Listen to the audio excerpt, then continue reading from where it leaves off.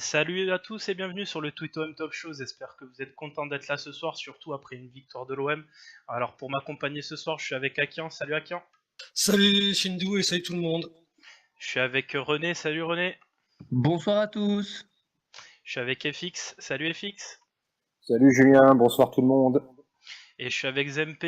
Salut Zempe. Salut tout le monde. Et j'ai oublié la petite nouvelle du talk. Salut Najette. Bonsoir à tous. Alors elle nous parle depuis un aquarium ce soir, c'est pas grave, on va essayer de faire avec.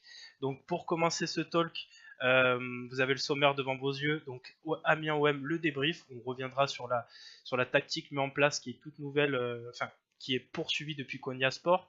Ensuite on parlera des tops et des flops pendant ce match-là. Ensuite, partie 3, on essaiera un petit peu de se projeter vers l'avenir en imaginant le mercato d'hiver par rapport à cette nouvelle tactique.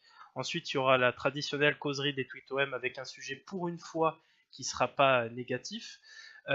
Partie 5, OM Toulouse, l'avant-match. Et enfin, le quiz et questions des auditeurs pour finir ce talk. Donc on va commencer tout de suite avec la partie 1. Voilà, donc je vous ai mis la compo devant vous.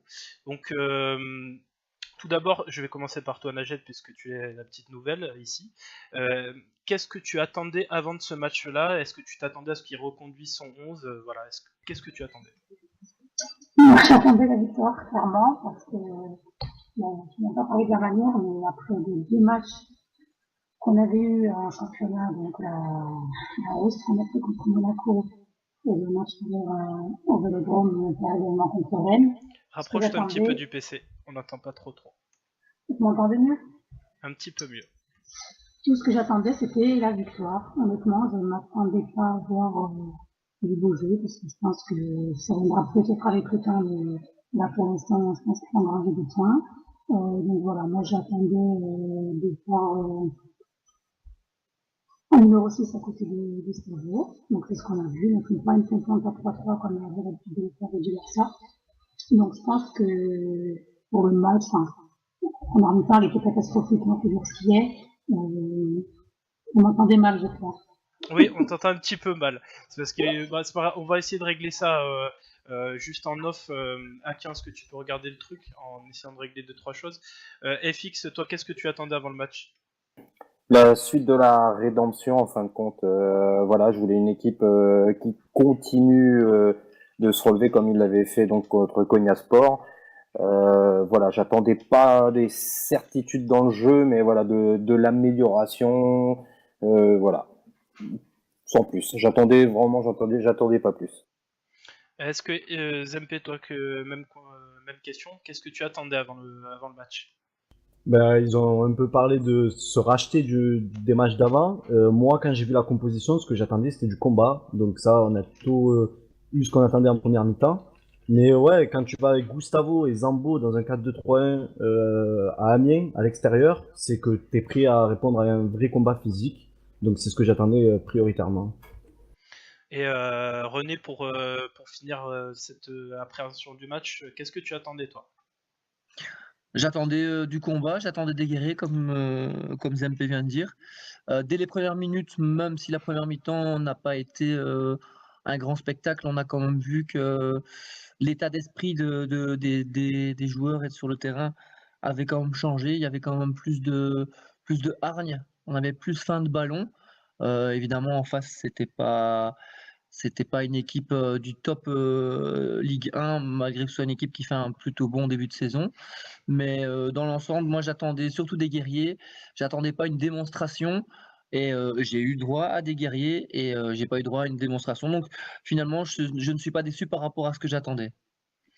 Ok, je peux vous dire aussi que moi, ce que je constate, c'est que depuis quelques matchs, enfin depuis Konya Sport exactement, on a l'apport des deux arrières, des deux arrières Amavi et Sakai qui sont beaucoup plus importants.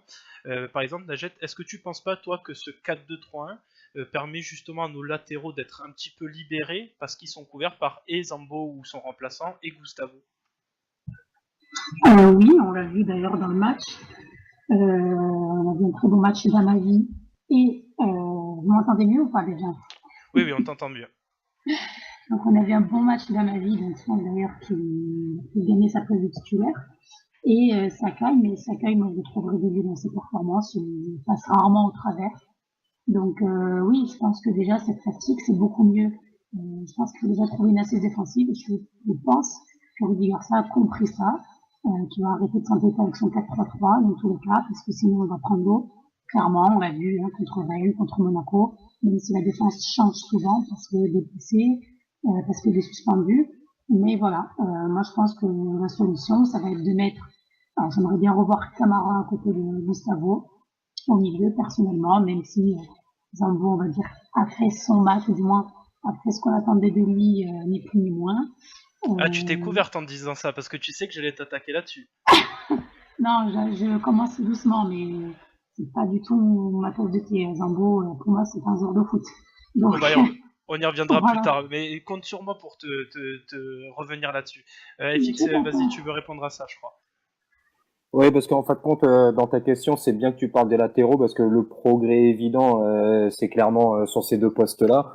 Bon, après, quand tu remplaces Evra par un Mavi qui, sur 2 matchs, voilà, nous fait royalement plaisir, hausse clairement le niveau de jeu, toujours aussi fort dans les impacts, dans les duels. Donc voilà, ça fait du bien. Et je me demandais si Sakai allait pouvoir être aussi du même niveau lors de son match contre Konyaspor, avec l'intégration de Zambo. Et en fin de compte, oui, ça l'a aussi libéré.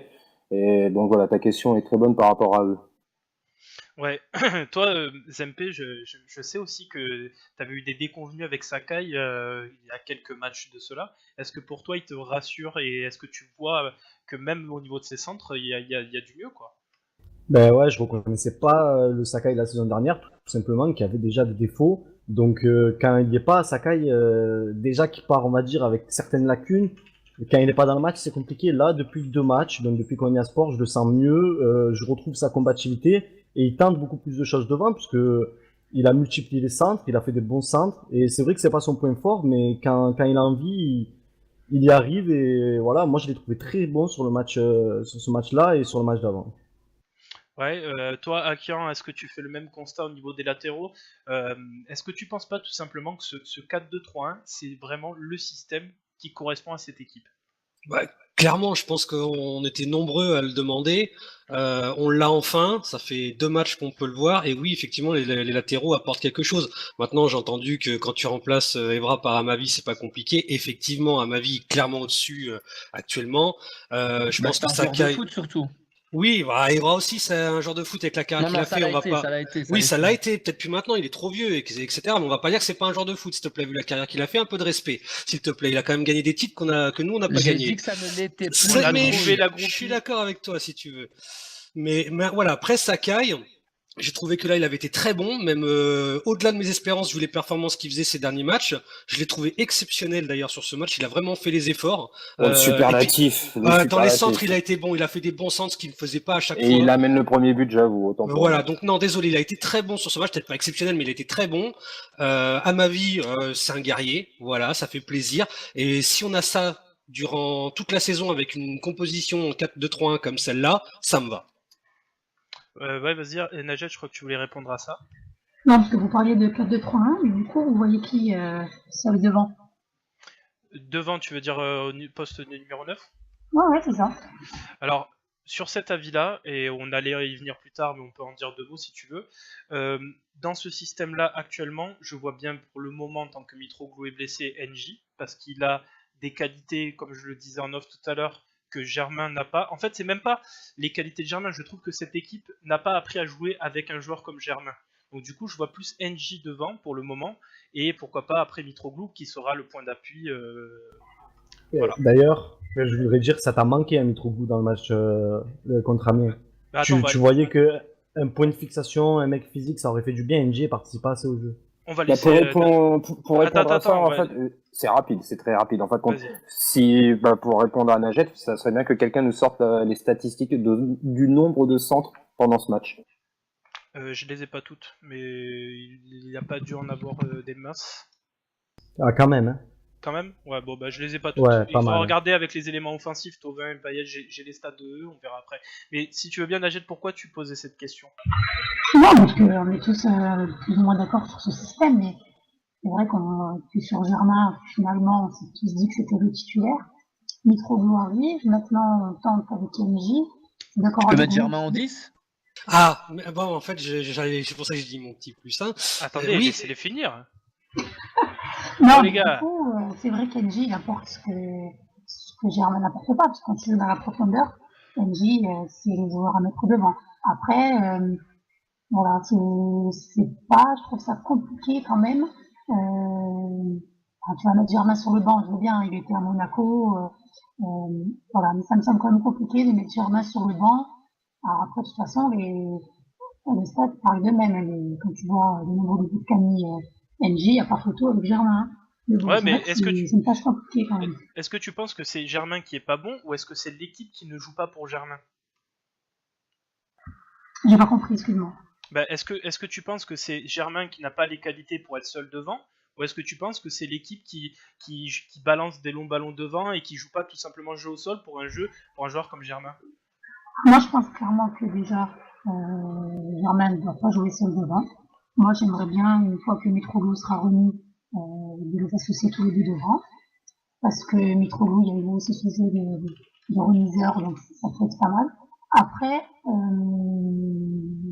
donc la deuxième question, tu m'as dit? Bah, est-ce que tu penses pas que c'est l'équipe qui ne joue pas pour Germain justement?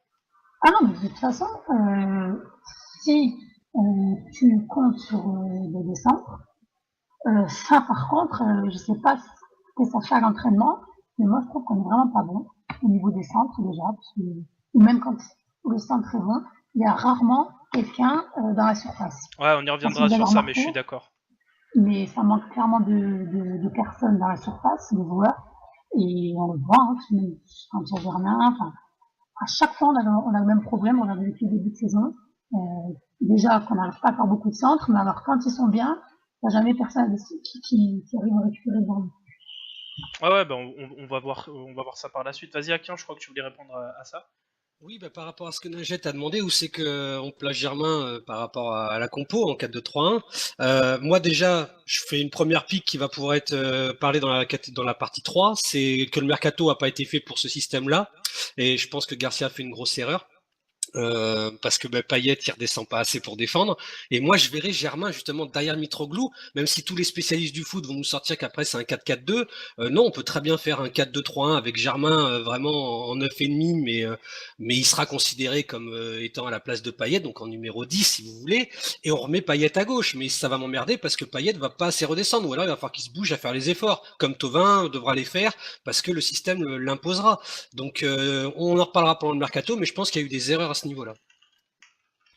Ouais, Il semble que ce changement de tactique il soit aussi dû au fait que Payet et Garcia ont eu une discussion et que Payet il lui a dit je me sens plus trop de faire les allers-retours, j'ai envie d'être dans l'axe. Donc si c'est pour ça qu'on a adapté un peu le schéma tactique par rapport à Payet, ça va être compliqué de mettre Germain 10 à la place de Payet en fait. Et Mais de je suis remettre d'accord. Payet à gauche ou quelque chose comme ça. Je suis d'accord avec toi. Faut voir, en plus de ce manque d'attaquants que tu décris, parce que tu vas faire tourner entre Germain et Mitroglou en pointe, a priori, ben, si tu mets Germain en 10, ben, Payet, tu vas le mettre où, du coup? Tu vas le remettre à gauche, ça va redéséquilibrer l'équipe, bon, c'est un problème, ça aussi. Mercato. mais attends, il y a aussi une chose que vous avez oublié les gars. Donc, dans ce système-là, tu mets Payet en 10, donc ça veut dire que son remplacement naturel, ça serait Sanson, comme on l'a vu hier, et ça voudrait dire que donc Maxime Lopez sort de l'équipe, parce que c'est pas un 6. Donc, Non. Je pense que dans certains matchs, Sanson peut être à côté de Gustavo, et si jamais vraiment qu'il fasse le même rôle que Zambo, mais qu'il fasse le box-to-box un peu. Et Zambo, c'est ce qu'il a fait. Des fois, il s'est projeté. Zambo, je suis désolé, ça n'a pas déséquilibré l'équipe pour autant défensivement. Donc, c'est un réglage à faire. C'est à eux aussi de s'adapter quand est-ce que Sanson devra monter et laisser Gustavo seul derrière. Et pourquoi pas un Ocampos, si jamais il n'y a pas besoin, qu'il revienne un peu en retrait, parce qu'Ocampos défend, c'est un battant. Oui, ok, je peux arrêter, mais en attendant, c'est un battant quand même. Même s'il n'a pas la technique, je suis d'accord, c'est un battant et il est là sur le terrain. C'est pas un attaquant. Moi, je le verrais plus en milieu récupérateur, effectivement. Je vais donner la parole à René. Qu'est-ce que tu as à rajouter à tout ça? Donc concernant ce dont on a parlé pour l'attaquant de pointe en 4-2-3-1, je rejoins l'avis d'Akian. Donc je pense que Germain pourrait parfaitement se situer juste derrière Mitroglou. Ça pourrait, à mon avis, ça pourrait coller. Et pour rebondir sur ce que Akian avait dit tout à l'heure quand j'avais lancé la petite pique sur Evra, moi je veux bien respecter un mec à partir du moment où il respecte le maillot de l'OM. Et depuis qu'il est à Marseille, il respecte pas le maillot. Voilà. Ok. Est-ce que toi, je crois que Najat, tu voulais répondre à ce que disait Akian? Non, pour vous, en fait, en général, mais je reviens sur les systèmes, donc 4-2-3-1, très bien. Qui vous mettez du coup à gauche? Parce que Payet, c'est joue en 10. NJ. Enfin, moi, Ok, je te non, répondrais NJ. parce qu'il y en a qui voulaient NJ en pointe, c'est pour ça. Oui, tant qu'il n'y a pas Mitroglou. Mais le jour où il y aura Mitroglou qui arrivera devant, je remets NJ à gauche. Là, t'as pas le choix pour le moment. Ouais, mais pour le coup, on a vu ce que ça donnait NJ sur le côté. C'est peut-être pas aussi bon qu'en pointe comme on peut le voir depuis le début de saison. Mais bon, de Euh, toute façon, Après, ça dépend de on va dire- l'adversaire aussi, hein, parce que si l'adversaire, tu sais que tu vas avoir la possession et que tu vas plutôt faire une attaque-défense, tu peux laisser Payet à gauche, il aura pas besoin de beaucoup redescendre. Par contre, si jamais tu joues contre, je sais pas, Nice, là, effectivement, Payet à gauche, ça va être problématique, je le confirme. NJ a joué à gauche contre Dijon quand il claque son doublé. Hein. Faut pas oublier ce détail non plus. Mais après, c'est vrai qu'à Nantes, il y a la jurisprudence où il foire un petit peu son match. Mais après, pour revenir à la question principale, de toute manière, je l'ai toujours dit, non, Germain n'est pas un numéro 9, même si j'ai des avis contraires ce soir parmi moi.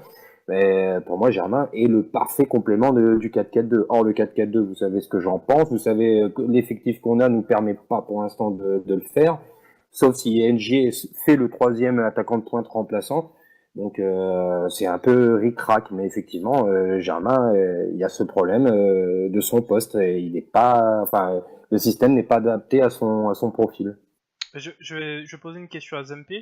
Zempe, toi, est-ce que tu penses que le 4-4-2 est irréalisable? On voit aussi qu'avec Germain devant, même en 4-4-2, il y a quand même des incompréhensions entre les attaquants, notamment quand il fait un appel, je le trouve rarement servi. Donc je vois pas ce que ça changera d'être en 4-4-2 avec Germain, si ce n'est que Mitroglou pourrait lui remiser. Mais bon, qu'est-ce que... Ben, c'est difficile de juger le 4-4-2 sans Mitroglou en fait, puisqu'on imagine que ça pourrait bien marcher, Mitroglou plus Germain, donc ça on l'a encore jamais vu, on peut pas trop savoir. Mais oui, c'est pas viable sur le long terme, on sait très bien, si tu fais jouer...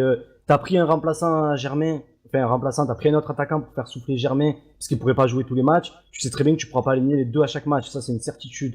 Donc, Germain, dans un 4-2-3-1, tu peux le mettre de temps en temps à 10, donc tu peux faire jouer les deux assez souvent, vu que t'as une répétition de match... t'as beaucoup de matchs dans la saison, mais sinon tu pourras pas faire plus, ça c'est sûr. Donc faut pas habituer l'équipe à en faire notre équipe cheap. Dans tous les cas le 4-4-2, mais c'est sûr que sur un match ou quoi, ça peut bien marcher. Mitroglou et Germain, ça devrait bien aller ensemble normalement. Pour conclure cette partie-là, je vais vous attirer l'attention sur quelque chose aussi. Est-ce que vous n'avez pas l'impression... Alors certains me disent que le 4-2-3-1 c'est assez défensif comme système. C'est certes, on a une belle assise défensive pour le moment. Mais est-ce que vous ne pensez pas, comme disait Najet tout à l'heure, que c'est aussi un problème des gens qui ne se projettent pas dans la surface? C'est-à-dire quand vous avez Amavi ou Sakai qui montent pour faire le centre, il n'y a pas forcément de Thauvin, Payet et Ocampos et NJ par exemple dans ce système-là à la retombée. Donc tout simplement, est-ce que vous n'avez pas peur? Enfin, est-ce que les joueurs n'ont pas peur de se projeter pour le moment, j'entends?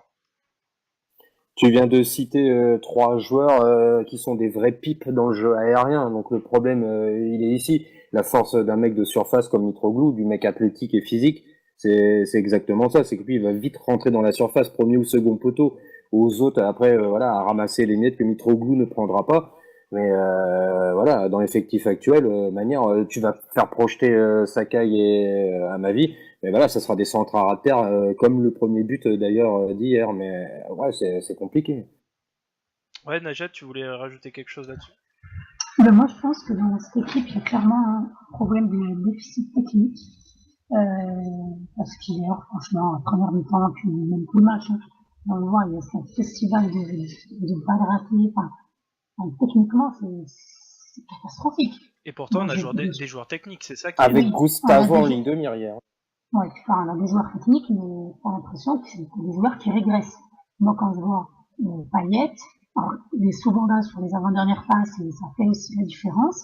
Mais si on doit faire le bilan depuis le début de saison, je le trouve très moyen, du moins très en dessous de ce qu'il peut faire.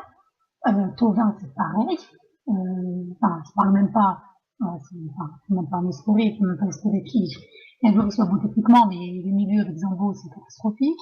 Voilà, les seuls qui ont véritablement un peu de technique, on va dire, c'est au milieu. Et j'entends Ouais. c'est Sanson, Lopez, mais encore une fois, depuis le début de saison, franchement, il y a vraiment un problème. Alors, je me demande, moi, déjà au niveau des centres, ça, on le dit, on le répète, mais je comprends pas. Pour moi, ça se travaille à l'entraînement. On le dit, on le redit. Et en plus, t'as l'impression, ça fait 10 ans, on rabâche la même chose. Parce que ça Oui, fait c'est 100 ça. ans ça fait 100 ans qu'on a ce problème au niveau des centres. Alors moi, je vois les autres équipes, ça centre, t'as quelqu'un qui récupère le ballon dans la surface. C'est Enfin, exactement ça. et nous, eh bien non.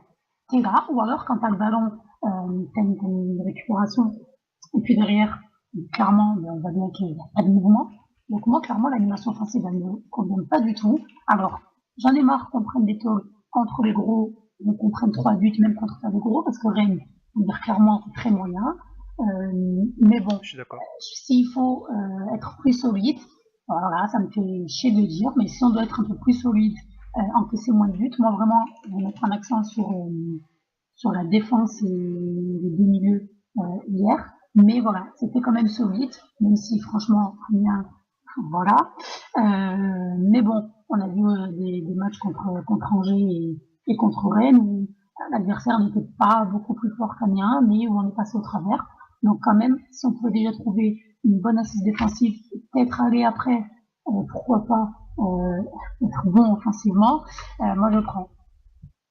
Bah, Ouais. t'as raison dans ce que tu dis, et le plus triste, c'est que ce sont nos leaders techniques qui ne montrent pas du tout l'exemple, et voilà, ce sont eux qui pêchent totalement techniquement. Ouais. Moi, je suis d'accord avec Najet. On a surtout un problème au niveau des latéraux. Pour ça, quand t'as Evra, Sakai, bon, Sakai, là, sur les derniers matchs, c'est un peu ressaisi, mais tu sais très bien que techniquement, au niveau centre, tout ça, ça va être compliqué. Et hier, tu joues avec Gustavo Zambo, donc forcément, tu perds en technique. Si on pouvait trouver un équilibre, le même schéma de jeu avec Sanson à côté de Gustavo, déjà, tu as un peu plus de technique, parce que là, tu te proposes pas mal sur Thauvin et Payet qui ont du mal depuis le début de la saison techniquement. Thauvin, on le reconnaît pas du tout. Payet, il assume pas son statut. Mais tu peux imaginer qu'en mettant Payet en 10 avec un Sanson et que tu trouves un certain équilibre à cette équipe-là, tu auras quand même une meilleure assise technique. Je veux dire, là, le match qu'on a pu voir avec Zambo et Gustavo, en plus Gustavo qui fait pas un grand match dans ses relances, etc., tu as vraiment l'impression que techniquement, tu es pauvre, en fait. La lumière peut venir de Thauvin qui a l'impression qu'il doit jouer les sauveurs à chaque fois et qui contrôle 50 000 fois son ballon et qu'au final, il perd la balle. Donc, finalement, tu te retrouves vraiment pauvre quand tu joues dans ce système-là. Mais t'as dit un peu ça, on est pauvre parce qu'on a un coach qui est pauvre. Je suis désolé, il laisse trop de liberté. À un moment donné, on a peut-être besoin, depuis plusieurs années, d'un coach qui va vraiment définir des tactiques de jeu, des combinaisons, des positionnements, qui va travailler ça à l'entraînement et qui va retravailler. Et les mecs, ça va être tellement fluide que ça va enchaîner. Et je suis désolé, on n'a rien, on est trop prévisible. Il faut un éclair de génie d'un joueur, alors que normalement, c'est un bloc équipe qui devrait travailler ensemble, avoir des combinaisons travaillées à l'entraînement et dans des phases de jeu comme sur les coups de pied arrêtés, et on n'a rien ou trop peu. Et moi, mon gros problème, il est là, et c'est ce que disait Baptiste Touta tout à l'heure, oui, c'est ça. En fait, pour moi, le problème, c'est Garcia. Donc, le coach aurait été Garcia ou un autre. Il faut qu'on ait un coach qui vraiment laisse peut-être moins de liberté. Et donc, le côté technique, on peut entre guillemets, le laisser un peu de côté, même si c'est nécessaire. Mais surtout, travailler le jeu de groupe, le jeu ensemble, et donc travailler les combinaisons et moins de liberté, plus de rigueur. Le mot rigueur, je Il y a l'attends. un truc, ouais, mais il y a un truc sur lequel je suis pas du tout d'accord avec toi pour conclure cette partie à Kian. Faut pas oublier que les passes que Thauvin loupe, tu peux les travailler autant que tu veux. S'il loupe sa passe parce que techniquement il fait de la merde, tu peux pas aller contre ça. À un moment donné, je suis d'accord avec toi. J'ai entendu Garcia crier tout le match, sortez, sortez, sortez. Il faut leur rappeler sur chaque phase qu'ils doivent sortir, les mecs. Donc peut-être qu'ils le travaillent, mais peut-être qu'ils sont pas dans le coup aussi. Il faut se dire que il y a aussi les joueurs sur le terrain à un moment donné. Mais Donc, parce qu'il n'y a pas assez de solutions, il n'y a pas assez de Mais les propositions solutions, pour les passes La première faciles. chose, On ralentit première- le jeu, on est trop lent. mais c'est Garcia, les joueurs qui font ça. Oui, mais le ça se premier travaille, truc ça. qu'on doit faire, Garcia, c'est trouver un équilibre à cette équipe. Les automatismes, etc., ça va se faire un peu plus tard, mais déjà, qu'on arrive à être solide derrière, à encaisser moins d'occasions, parce qu'on prenait beaucoup là ces derniers temps. Déjà, ça, c'est la première chose, c'est la base, il faut qu'il arrive à faire ça. Après, faire entraîner les joueurs, moi, c'est vrai qu'on dit souvent ça, bon, il les entraîne pas à centrer ou quoi, les coups de pied arrêtés et tout, mais je pense que ça, Garcia, il en est conscient quand même qu'il y a un problème là-dessus. Et c'est Jardim, il y a pas longtemps, qui a donné une interview qui disait techniquement, les joueurs, tu les fais très peu évoluer. C'est dans la mentalité, le placement, la vision du jeu, mais c'est dur de faire évoluer quelqu'un techniquement, et je veux bien le croire, en fait, quand tu vois un mec comme Thauvin, t'as pas besoin de lui expliquer à faire une passe, normalement, tu vois. À faire un contrôle, il sait le faire, tout ça. Et tu le vois, c'est vrai que tout le match, il gueule sur Ocampos, sort, sur Thauvin, revient, et les mecs, t'as l'impression que c'est plus dans leur mentalité. Alors après, il y a peut-être le fait aussi qu'ils ont plus trop confiance au coach. Ça, c'est un autre débat. Mais bon, t'as l'impression que les mecs, il faut les motiver quand même à chaque fois. Hein. Bon, on va laisser le dernier mot de la partie pour Najet. Oui, non, mais juste pour conclure, ce que vous disiez, c'est qu'on était trop prévisible, mais c'est exactement ça. C'est qu'à l'image de Thauvin, qui essaie toujours de faire son crochet du droit là, pour rentrer après l'intérieur, mais je veux dire, les adversaires, à un moment, ils faisaient des séances vidéo, ils voient tout ça. Tu essayes une fois, deux fois, trois fois, ça marche pas. C'est aussi le rôle de l'entraîneur de leur demander de jouer simple. Je sais pas. Il a dû leur demander. Je suis persuadé qu'il a dû leur Ah demander. bah alors c'est encore plus grave parce que ça veut dire que les joueurs ne l'écoutent pas. C'est ça. Mais, honnêtement, quand tu vois que Thauvin il lève jamais la tête, il a dit qu'il a une grosse explication avec lui. Je pense que le mec il a quand même dû lui dire lâche ton ballon à un moment donné. Enfin, Oui, mais là on voit, on en parlera tout à l'heure, mais là tu vois, ça rejoint ce qu'on dira sur le mercato, mais pour moi c'est pas préparé encore une fois, parce que maintenant si tu dois sortir Thauvin, tu mets qui? Et voilà, le mec il a pas de concurrence. Et bien, c'est dommage parce que peut-être qu'en mettant des joueurs comme ça en concurrence, et bien, ils sont meilleurs aussi. Là, ils sont tranquilles, ils sont sur leur fauteuil. Moi, j'adore Thauvin, mais voilà, depuis le début de saison, clairement, comme Payet d'ailleurs. Et bon, aujourd'hui, on a un stade où on ne peut pas se permettre de le mettre sur le banc. Ok. Bah, alors, et paradoxalement, le deuxième but est ultra technique. Bah oui. On passe à la partie 2, donc les tops et les flops qui vont un petit peu rejoindre ce qu'on a dit tout au long de cette première partie. Donc on a mis NJ, Amavi, Saka et Rami, et mon ami AFX a mis Monconduit, qui a été, c'est vrai, pas très mauvais du côté de Amiens, donc il s'expliquera là-dessus. Les flops, ce qu'on a dit aussi, Payet, Thauvin, Manzala, Adenon et Ocampos, on expliquera en détail pourquoi. Je vous ai préparé des petites fiches on va faire quelques focus sur quelques-uns de ces joueurs. On va commencer avec Ocampos. Voilà. Donc, je vous ai mis à l'écran donc l'activité d'Ocampos, ses statistiques, et on va décrire un peu du cas Ocampos. C'est vraiment le cas de le dire. Moi, personnellement, je vais lancer le débat là-dessus. Je peux plus le voir en attaquant. Partout ailleurs sur le terrain parce qu'il a une activité monstre, mais ce n'est pas un attaquant. Zempe, toi qui es plutôt d'accord avec moi, qu'est-ce que tu en penses ? Ouais, encore que sur ce match-là, c'est pas le match où j'ai le plus insulté. Je l'ai trouvé appliqué défensivement. Pour le coup, du coup, il est beaucoup revenu, beaucoup d'allers-retours, il a beaucoup donné. Après, ouais, devant, je trouvais qu'il apportait moins que d'habitude. C'est-à-dire que d'habitude, il apporte, mais il gâche souvent. Là, j'ai trouvé qu'il avait moins tenté. Donc, je sais pas si on a une explication. Peut-être est-ce que Payet, il était en 10, qu'il a mangé un peu plus devant, ou je sais pas. Mais non, disons que c'est pas le pire match que j'ai vu de lui. Son profil sera toujours utile quand t'as vraiment besoin de défendre sur un côté ou quoi que ce soit. Mais c'est vrai que t'as plus trop l'impression que c'est un ailier, le type, et quand il est face au but, il fait toujours le mauvais choix et ça change pas, quoi. Et je vais partir sur René. Quand tu vois que le mec, c'est lui qui a fait le plus grand nombre de duels côté olympien, à savoir 26, il en a rapporté 12. Est-ce que ça te conforte pas aussi dans le truc c'est pas un attaquant, quoi. C'est un milieu, c'est un arrière de gauche, un arrière droit, ce qu'il veut. Qu'est-ce que t'en penses ? Ouais, non, effectivement, c'est pas un attaquant. Comme tu le dis très bien, les stats parlent d'elles-mêmes. Maintenant, je vais le dire comme je le pense. T'en fais quoi d'Ocampos, du coup? Tu le mets où? Tu veux le tenter au milieu? Tu veux le tenter, enfin ouais, sur un latéral droit, latéral gauche, j'en sais rien, je sais pas. Personnellement, je l'aurais vu ailleurs dès le début. À choisir, je l'aurais gardé Voilà, Cabella. on en a déjà parlé, reparlé.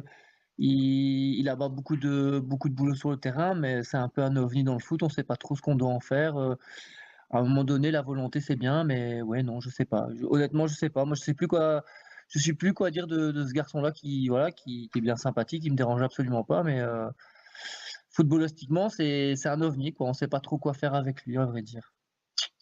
À Garcia de lui trouver une place, vu qu'il a voulu le garder absolument. Je suppose qu'il a une idée derrière la tête. Pas sûr quand même, mais Vas-y, réponds à ça et fixe, sachant que je vais juste préciser que la mauvaise prestation de Manzala qui était annoncée comme un point fort de Amiens n'est peut-être pas totalement étranger à Ocampos. Vas-y, je te laisse là-dessus. On a un pseudo-magicien qui a réussi à nous faire croire que Bounassar pouvait être arrière droit. Il peut aussi tenter sa chance avec Ocampos. On n'a qu'à lui soumettre l'idée. Ok. Est-ce que Akian, toi je crois que non, c'était plus Gunther qui faisait partie des défenseurs d'Ocampos, mais est-ce que Akian, tu as quelque chose à dire sur Ocampos ?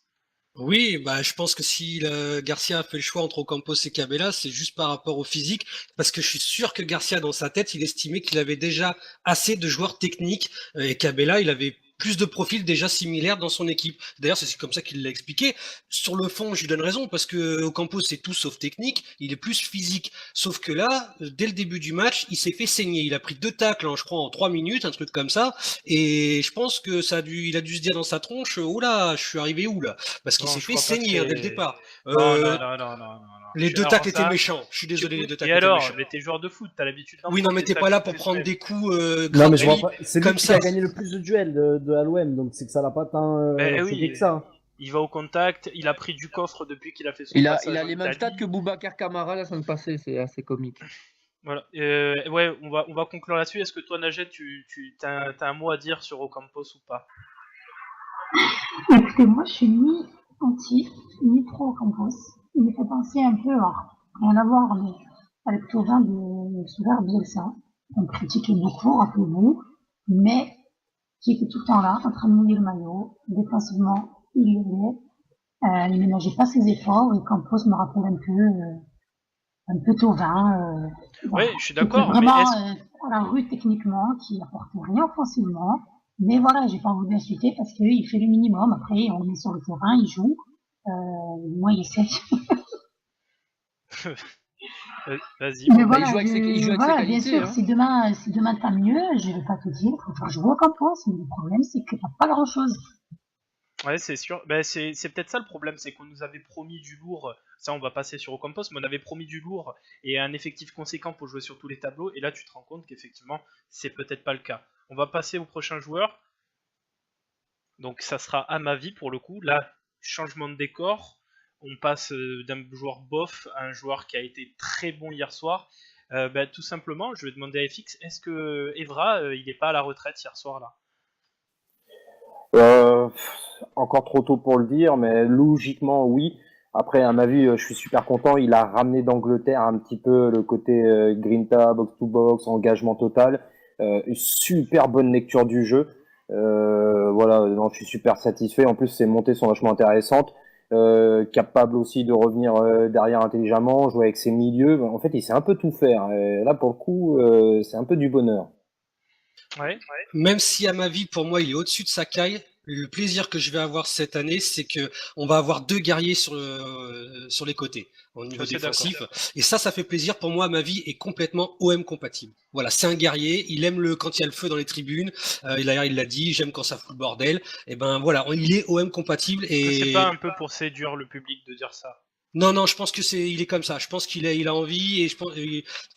Le public en Angleterre est assez chaud et c'est des matchs où il y a quand même beaucoup de supporters dans les tribunes et je pense qu'il a dû être malheureux de voir qu'au début ça devait être vide et quand il a dû entendre les supporters rentrer, il a dû se dire ah enfin. En plus ils ont foutu le bois en mettant les fumigènes et tout, donc je pense que ça a fait plaisir. Non, je pense pas que c'est de la langue de bois. Je pense qu'il est comme ça et il donnerait pas autant de sa personne sur le terrain s'il était pas comme ça.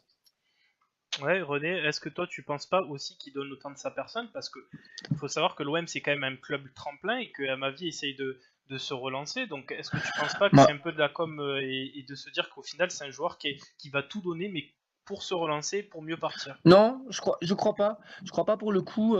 Comme je t'ai dit en off tout à l'heure, donc déjà sportivement, ça fait du bien, ça fait plaisir de voir enfin un vrai latéral gauche sur le terrain parce qu'il est complet, tout ce qu'il doit faire, il le fait très bien. Il centre super bien, repli défensif de fou, il gratte des ballons. Enfin, on était avec FX hier au match, pardon, c'était impressionnant à voir.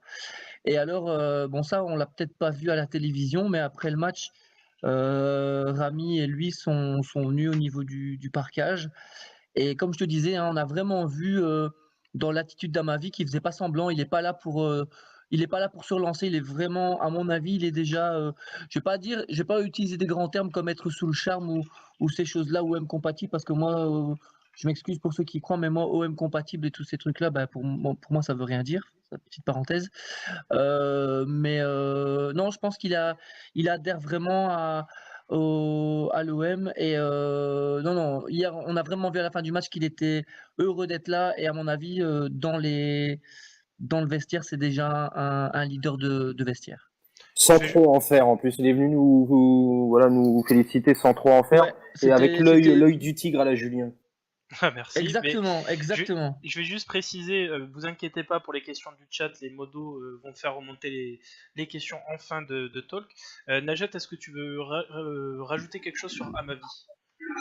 Moi, ma vie, ouais, je trouve très bon, je vais pas vous dire différent de vous. Après, est-ce que vous pensez pas que le fait qu'il passe tout simplement après Evra, qui a la rue, on en fait peut-être pas un peu trop, mais si, on en fait un peu trop. Pourquoi? Parce que on n'a rien. Du coup, un joueur qui arrive, qui va juste faire le job, il faudrait peut-être pas en faire des tonnes non plus.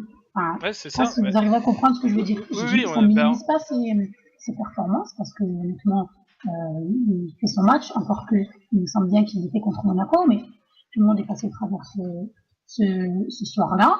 Mais il faudrait pas non plus en faire des tonnes. Après, il a le bon état d'esprit. Moi, maintenant, j'ai appris avec l'OM qu'il fallait attendre de voir les joueurs dans le temps. Et moi, j'attends des joueurs qui soient surtout réguliers au niveau de ses performances. Donc, pour l'instant, un bon joueur. Et j'attends de voir ce que ça va donner par la suite. Ouais. Vas-y René, je crois que tu voulais réagir là-dessus. Ouais, pour le coup, je comprends tout à fait l'hésitation de Najat, mais malgré que les deux adversaires de la semaine étaient relativement faibles, sans leur faire injure encore une fois, tu sens vraiment que Amavi, il a cette grinta, il a ce bagage technique qui nous faisait défaut. Alors peut-être effectivement arrivé après des Bédimo et des Evra qui nous ont mis la tête dans le sac. On a peut-être tendance, et surtout à l'OM, de l'encenser un peu trop. Mais pour le coup, je pense pas qu'on soit proche de la vérité quand on lui jette les fleurs comme c'est le cas. Moi, je pense que ça va vraiment être une très très bonne surprise cette saison et que ça va être un des piliers de l'équipe très très rapidement. Ouais, et toi, pour conclure sur Amavi, MP, est-ce que tu partages l'inquiétude de Najat ou pas? Oui et non, parce que je pense qu'il a un point positif de la situation que Evra est un peu un statut spécial pour Rudy Garcia, c'est que à ma vie, il va devoir faire plus que les autres pour s'imposer là où il est supérieur. C'est-à-dire que là, à l'heure actuelle, on peut quand même imaginer que même s'il n'a pas encore fait grand-chose, il est quand même au-dessus d'Evra, mais je pense que dans la tête à Garcia, il n'est pas encore. Donc il va falloir vraiment qu'il montre à chaque match qu'il en veut. Et je pense que par rapport à ce que tu disais, qu'il veut se montrer pour un club plus gros ou quoi, je pense que déjà il faut qu'il se montre pour avoir une place dans l'équipe parce que c'est pas encore fait. Donc après, sinon, sur le joueur, il a des qualités, vous avez à peu près tout énuméré. Il nous apporte quand même offensivement beaucoup plus que Evra, ce qui nous manquait au poste de latéral gauche depuis un bon petit moment. Mais il a encore beaucoup d'erreurs de placement, d'erreurs défensives, même s'il anticipe pas mal. Il se trouve quelquefois et il va falloir qu'il corrige ça, il va falloir qu'il soit bon. Et quand il aura pris la place d'Evra, c'est sûrement mieux dans l'équipe. Je vais te demander de garder la parole, ZNP. On va passer au prochain. Je suis désolé s'il y avait quelque chose à rajouter là-dessus, mais il faut qu'on avance un petit peu. Donc on passe à Payet. Donc Payet qui a été donc noté le moins bon Olympien selon pas mal de sites. On voit dans sa répartition qu'il a été partout. Et moi, ce que je dis, ça c'est ma formule, il était partout et nulle part. Il a quand même été sur 11 duels. C'est un petit peu plus que ce qu'on attendait de lui peut-être. Mais par contre, c'est 78, c'est que 30 passes pour un rôle où le ballon doit forcément passer par lui. Est-ce que tu peux expliquer ça, Zempe? Bah, sur Payet, c'est un peu comme après Konya Sport, je suis mitigé. Et il y avait des gens qui étaient vraiment très durs avec lui. Je l'avais pas trouvé horrible son match. On retrouve toujours pas le Payet qu'on espère avoir. Là, je regarde son activité. Il avait à peu près la même à gauche en fait, sauf que maintenant qu'il s'en 10, ça nous pose un peu moins de problèmes. J'ai toujours l'impression qu'il redescend trop. Donc j'espère que si on met quelqu'un de plus technique à la relance à côté de Gustavo derrière, on peut imaginer que peut-être il sera un peu plus devant. Mais moi, j'attends plus d'activité, plus de passes dangereuses, plus de frappes lointaines, beaucoup plus de choses. Il tente pas assez, il est pas assez explosif. Et il faut qu'il trouve sa place aussi maintenant dans cette équipe en numéro 10. Je pense que ça va lui faire du bien, mais j'attends encore plus de lui et on commence à attendre depuis un moment pour Payet quand même. Vas-y René. Ouais, même constat que la semaine passée contre Konya Sport pour Payet. Déçu, non pas qu'il fasse des mauvais matchs, mais voilà, moi personnellement, j'étais sans doute une des personnes les plus heureuses de le revoir revenir chez nous. Mais là, pour l'instant, pour le coup, c'est un peu décevant. Il est vraiment en deçà. Dès qu'il tente des passes un peu plus osées, un peu plus risquées, ça passe pas systématiquement. C'est le métronome de l'équipe et quand le métronome de l'équipe ne fonctionne pas, c'est dur de faire fonctionner les mecs autour de lui. Donc Je pense que en espérant que ça revienne, dès qu'il aura retrouvé son niveau qui est le sien, les choses iront beaucoup plus facilement dans le bon sens pour nous. Ok, je pense on peut conclure sur Payet parce que ça fait déjà plusieurs talks qu'on en parle, au risque de se répéter, donc on va passer sur le dernier joueur qu'on a mis en lumière ce soir. Donc c'est Florian Thauvin, donc je vais lancer notre amie Najed parce qu'elle apparemment elle l'apprécie bien. Donc je vais te lancer là-dessus, puis dis-nous ce que tu as pensé de sa prestation et de ses prestations depuis quelques matchs. Moi, je le trouve clairement très investi de ce qu'il peut faire. Depuis le début de saison, il y a beaucoup de mauvais choix. Donc, techniquement, je trouve pas ça bon. Après, il y a toujours quelques éclairs, on va dire, où il va faire la différence, comme Payet. Tu le vois souvent sur l'avant-dernière passe, il va. Là, sur le deuxième but, Thauvin, rien à dire. Mais voilà, moi, j'attends beaucoup plus de ces joueurs-là. Mais je le répète, je pense vraiment que ces joueurs-là sont en train de régresser. Alors, vous allez me dire, la passe, ça prend pas à un certain âge. Mais, voilà, moi, l'animation offensive, elle me convient pas du tout. Donc, je sais pas toujours pareil, je pense que ça baisse quand même à l'entraînement minimum. Mais je vois des joueurs qui régressent. Et c'est pareil pour Lopez, et c'est pareil pour Thauvin, c'est pareil pour Payet. Je vais juste te poser une petite question. Toi qui suis la Roma, est-ce que tu avais l'impression qu'à la Roma, les joueurs qu'il y avait à l'époque régressaient? Alors, sur la deuxième saison, parce que là, sur la première saison que fait Garcia, honnêtement, non, j'ai pas remarqué ça. Que des joueurs pas des joueurs qui n'ont peut-être pas besoin, c'est con, mais pas d'un entraîneur, mais ça veut dire qu'ils font ce qu'il faut à l'entraînement, qui n'ont pas besoin d'un entraîneur pour les faire progresser tout simplement. Tu vois aujourd'hui un N'Golan, je pense pas qu'il ait besoin qu'on lui apprenne à faire une passe, qu'on lui apprenne à faire un crochet. Tu vois, c'est au bout d'un moment, sauf que c'est nous, l'intelligence de jeu. Ouais, c'est exactement ça, parce que lever la tête, regarder, faire la passe, tu vois, ça c'est quelque chose que Zambo pourra jamais faire, tu vois. Donc, oui, je vois ce que tu veux dire. Voilà, donc moi, Thauvin, bien évidemment, je m'attends beaucoup plus. Mais en fait, le problème en fait de Thauvin, et c'est le même problème avec Payet, autant sur le deuxième but ils ont voulu jouer simple, il y a eu de la technique, il y a eu quelque chose, donc c'était beau à voir, mais justement je pense que le jour où ils vont simplifier leur jeu, jouer en une touche de balle, jouer simple et qu'il y aura les appels pour ça, et ben ils seront tous les deux meilleurs. Et là ils veulent trop grignoter, être trop individualistes, être trop faire la différence à eux seuls, et il y a des fois Payet a tiré au but alors qu'il aurait peut-être pu décaler un joueur sur le côté, et tout est là. Je pense que dès qu'ils vont simplifier leur jeu, eh ben ils deviennent bons. Donc pour moi, c'est ça. Ouais, Najat, tu veux reprendre la parole suite à ça, vas-y. Oui, non, mais après, je pense aussi que la confiance, ça y fait beaucoup. Je pense que là, après les deux convenus à Monaco puis Rennes, honnêtement, voilà, je pense que le mental, c'est quelque chose de très important. Et je pense qu'à partir du moment où ces joueurs vont recommencer à gagner, reprendre des points, un petit peu moins de pression, parce qu'il faut dire quand même que après le contexte, on a quand même connu pire à Marseille, mais quand même, c'est pas les conditions idéales. Voilà, donc moi je pense que ça peut aller en s'améliorant. J'espère que ça va.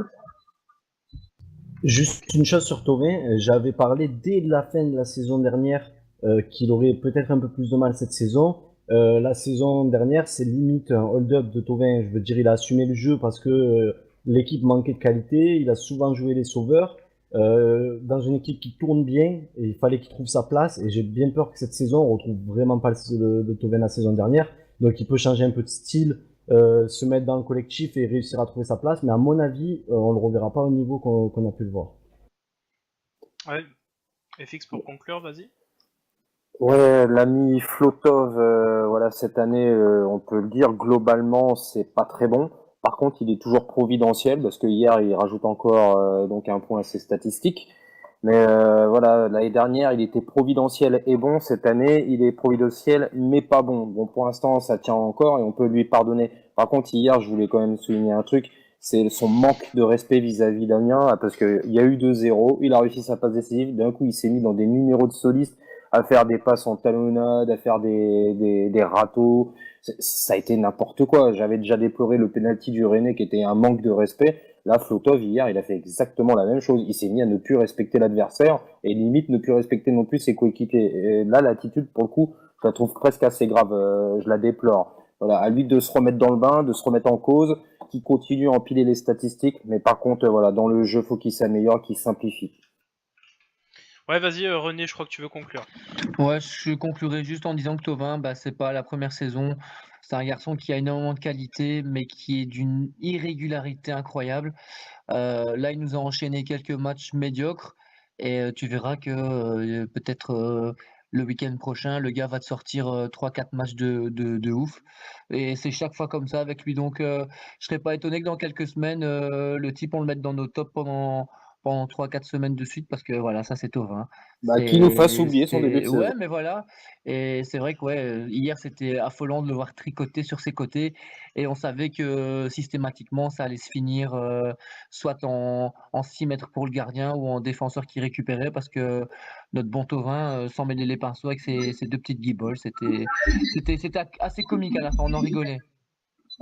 Après, juste pour finir sur l'effectif en général, il faut le dire clairement, à part Luis Gustavo, t'as pas de joueur qui, pour moi, au niveau international. Si tu regardes, il n'y a pas grand monde qui a gagné des titres, même Payet, qui en a fait des tonnes, parce qu'il a cartonné à West Ham. Là, regarder le palmarès, et moi, je suis persuadée que voir le palmarès de nos joueurs, ça compte aussi. Et voilà, quand je vois le Gustavo, l'allure, son comportement, tu sens le mec intelligent, ça respire le football. Et voilà, donc pour moi, il ne faut pas se leurrer non plus sur cet effectif.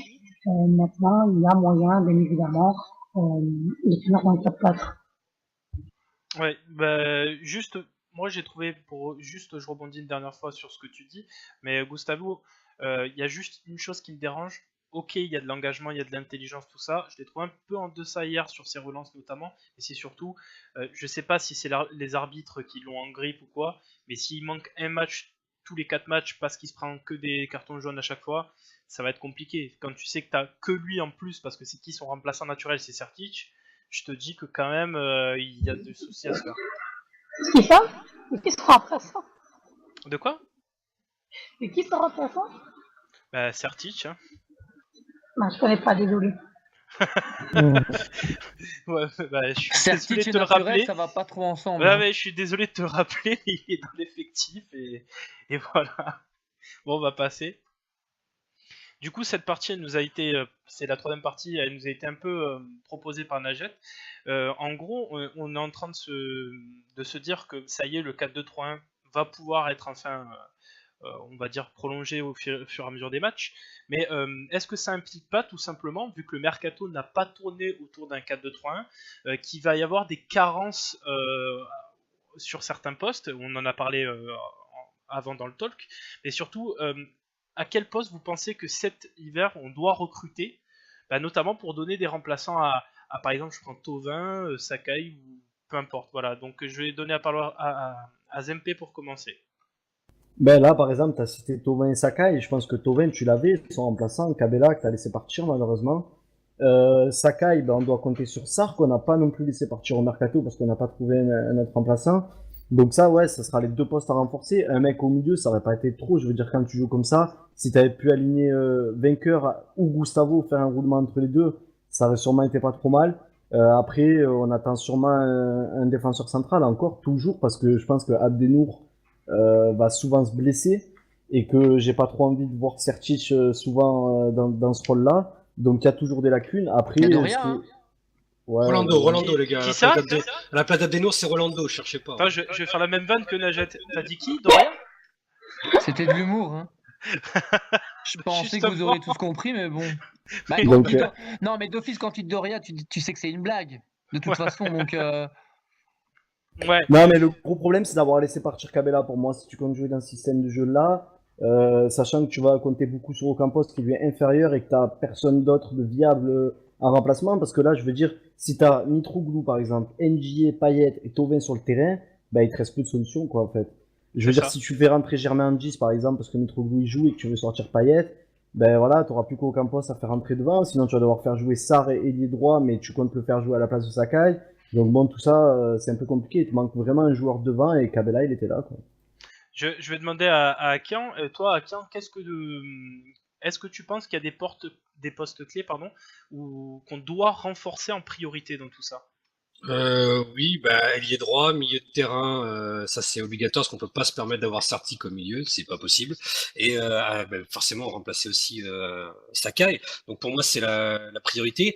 Et il faudra voir sur le long terme si Rokia pourra être la doublure d'Amavi, parce que Evra à la fin de la saison il est en fin de contrat et je pense qu'il faudrait qu'il s'arrête, quoi. À un moment donné, Dugarry a raison. Stop, la blague a assez duré, c'était sympa.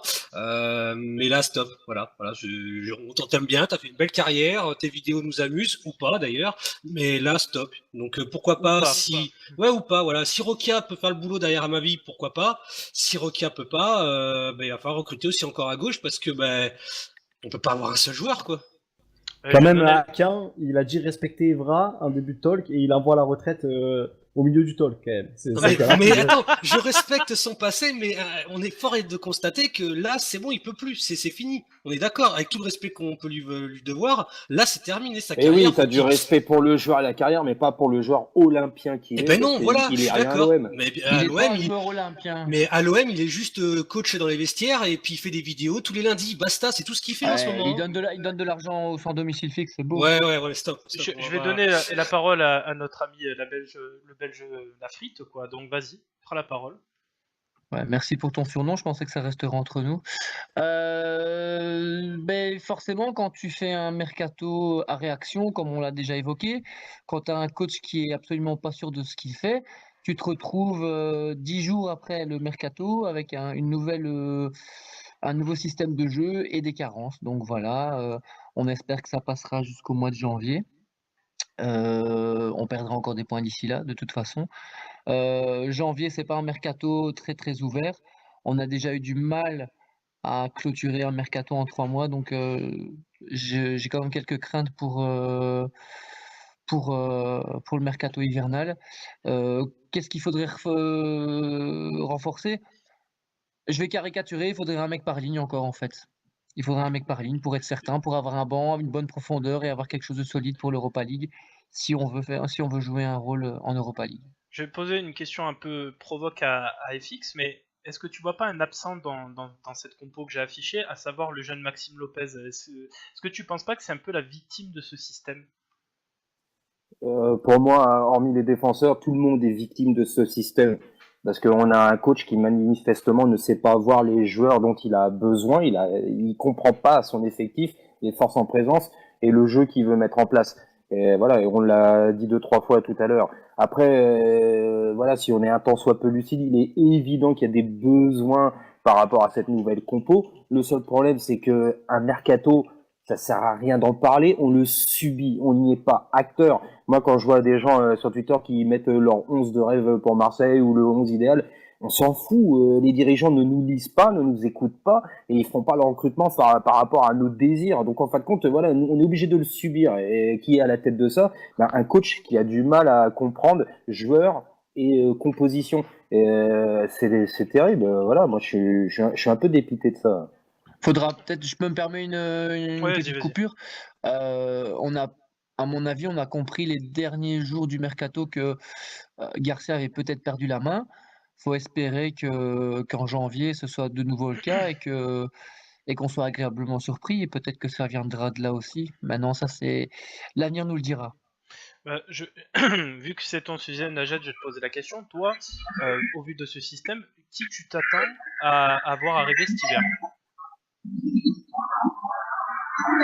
Moi, je m'attends déjà à ce qu'on répare ce qui n'a pas été fait mercato d'été.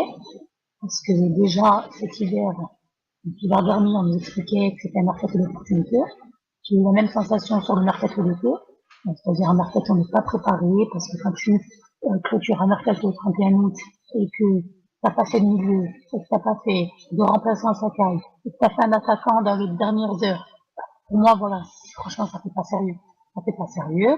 Ça montre que, clairement, c'est pas que ça n'a pas été préparé, c'est que je pense voilà, il y avait des divergences avec Rudy Garcia et Rudy Garcia. Mais ça, nous, c'est pas notre problème. Donc moi, ce que je vais voir arriver, ok, ils se sont manqués au mercato d'été, je le dis clairement, ils se sont manqués, parce que c'était un mercato qui était incomplet pour moi, et on l'a dit clairement déjà dès le début de saison. Tu sais que tu vas commencer ton mois d'août avec une rencontre contre Monaco, et tu fais en sorte de faire arriver tes joueurs avant. Tu l'as pas fait, donc moi j'espère bien qu'au mercato d'hiver, tu vas faire venir un milieu. Moi, pour moi, c'est primordial. Mais vraiment, c'est pas un remplaçant, c'est un gros milieu de terrain. Après qui, ça, voilà, on avait l'opportunité de faire vainqueur. Encore que c'est pas le gros milieu de terrain. Pourtant, c'est vrai que j'aime bien. Il faut faire un milieu de terrain, il faut faire, oui, ben, comme vous le disiez, je sais plus c'est qui, désolé, mais un joueur par ligne. Encore que l'attaquant, je pense que ça peut attendre. Voilà, René, pardon. Donc, je pense que ça peut attendre pour l'attaquant, mais il te faut un milieu, il faut un remplaçant, du moins de la concurrence pour Thauvin, il te faut une doublure à Sakai, et voilà. Après, pour un avis, je pense que Roquette, tu peux commencer à le faire jouer quelques matchs, notamment quand on va faire les 32e d'équipe de France, pour les petits matchs que tu peux faire dans la saison. Najette a dit un mot très vrai et très douloureux, c'est mercato d'opportunité. Et ça, c'est vraiment triste, quoi. On a un coach, finalement, qui aurait voulu faire une compo alambiquée, puis en fait, à l'arrivée, bah voilà, l'opportunité fait qu'il n'y a rien au bout. Ouais. Ouais, pour le coup, j'étais le premier à dire que ça me posait problème que le mercato d'été soit un mercato d'opportunité à l'image de mercato hivernal. Pour le coup, j'ai l'impression que le mercato hivernal, ça sera parfait pour faire quelques réglages en fait et saisir des opportunités. Au final, il te faut un défenseur droit, il te faut certainement un ailier droit et peut-être un milieu de terrain. Je pense pas qu'on va recruter un défenseur, même si bon, ça ne ferait pas de mal. Mais du coup, ça va être ça. Tu vas saisir quelques opportunités et tu as moyen d'un système de jeu là de solidifier ton équipe et d'avoir une vraie équipe type viable tout le long de la saison. Donc pour le coup, maintenant, le mercato d'opportunité est le bienvenu. Ouais, je vais poser une question, juste à tiens, je t'inquiète pas, je te lance après. Mais je viens d'afficher à l'écran les statistiques de Zambo Anguissa, c'est pas complètement anodin. Moi, je l'ai trouvé bon hier soir. C'est aussi, il faut le savoir, le meilleur passeur sur le terrain hier soir, puisqu'il a fait les passes les plus justes et les plus nombreuses. Il a été au duel quand même assez... il était assez nombreux au duel. Et ensuite, il a aussi bien couvert le côté droit, comme on peut le voir sur la répartition, côté Sakai. Est-ce que toi, Najette, t'es complètement perdu sur ce joueur-là? Est-ce que tu veux plus le voir? Ou est-ce qu'il a que 21 ans? Moi, je me dis, j'ai envie de lui laisser sa chance. Comment dire gentiment. Non, tu peux y aller, vas-y. Défoule-toi. Non, honnêtement, j'ai essayé d'être indulgente avec ce joueur. Je l'ai dit tout à l'heure en off, mais après sa coupe de confédération, j'ai voulu me dire qu'en remplaçant, ça pourrait le faire, mais non. Non, parce que clairement, ça respecte pas le football. Alors hier, on n'a pas trop parlé d'Amiens, mais enfin, voilà, moi, c'est typique l'équipe que je déteste en Ligue 1, l'équipe qui est capable de battre Nice, qui derrière va perdre contre Angers. C'est l'équipe type, voilà, pour moi, tu vois, c'est l'équipe, c'est, voilà, tout ce que je déteste dans une équipe de foot, voilà. Pendant la première mi-temps, enfin, pour tous les 15 premières minutes, c'était un combat de catcheurs, en fait. Et les fautes, on va ci, on va là. Donc, effectivement, pour en revenir à Zambo, dans ce registre-là, et c'est pour ça que vous avez cette impression qu'il a fait un bon match, mais c'est pas vrai, c'est qu'en fait, il est bon dans le registre où tu vas aller au combat, tu vas falloir envoyer physiquement, et ça, je ne lui enlève pas, il était là. Il a même récupéré pas mal de ballons, je ne lui enlève pas. C'est pour ça encore que je reste modéré, je trouve qu'il a fait quand même un match correct. Ouais, mais... Par contre, vous n'allez pas m'enlever le fait que footballistiquement, c'est pas possible. Mais regardez, dans la relance, il n'a pas réussi à faire une passe à chaque fois. Et pourtant, c'est le meilleur passeur. Hein, là, je suis pas d'accord. Non, mais là, je suis pas d'accord. Najette a oublié un truc important, c'est que Zambo, il a eu aucune formation en tant que jeune, d'accord, et il est en train d'apprendre. Il a que 21 ans, et je connais des jeunes de 21 ans qui sont passés par les centres de formation qui sont bien moins bons que Zambo actuellement. Donc, je suis désolé, on est un peu dur avec lui. Qu'il soit en phase d'apprentissage, c'est une chose, et je l'entends. J'ai pas envie d'avoir des joueurs en apprentissage dans l'équipe type de l'Olympique de Marseille. Les gars de Angers. Oui, d'accord, mais... Enfin, non, tu vois. Il est pas dégueu. Il est pas dégueu, mais je te dis pas. Contre Angers, enfin, contre Amiens, mets-le si tu veux. Voilà, c'est bon. Il est là, de toute façon, t'es obligé de faire avec. Mais c'est pas normal que ce joueur se retrouve titulaire dans le 11 de l'OM, c'est tout. Mais là, c'est un autre sujet. essayer... Là, c'est un autre sujet. Là. Najat, hier, Zambo a été meilleur dans les relances que Gustavo. Hein.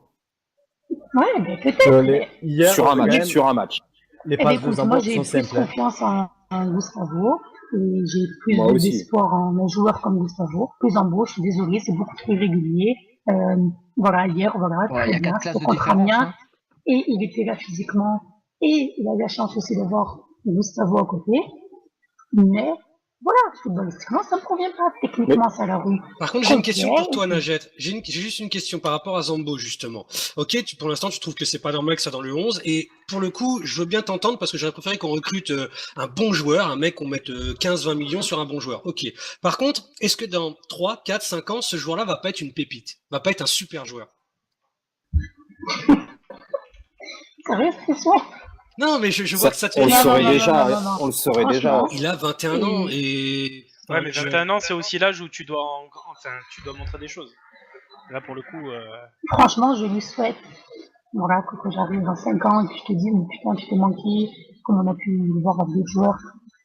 Franchement, 21 ans, tu dois sentir, tu vois, j'ai plus confiance en des joueurs qui ont ce truc, ce talent techniquement, et qui peut-être ne sont pas bons physiquement, parce que ça, pour le coup, ça s'apprend, et avec l'âge, effectivement, tu peux devenir fort physiquement par rapport au combat, les duels, tout ça.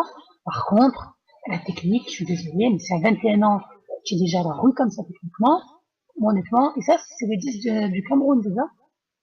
Ouais. Ouais, bien voilà. Bon, franchement, non, moi je n'ai aucun espoir sur ce joueur. Voilà, après, là, attention, hein, je trouve que au niveau de... Enfin, sur l'attitude, j'ai rien à lui reprocher. Hein.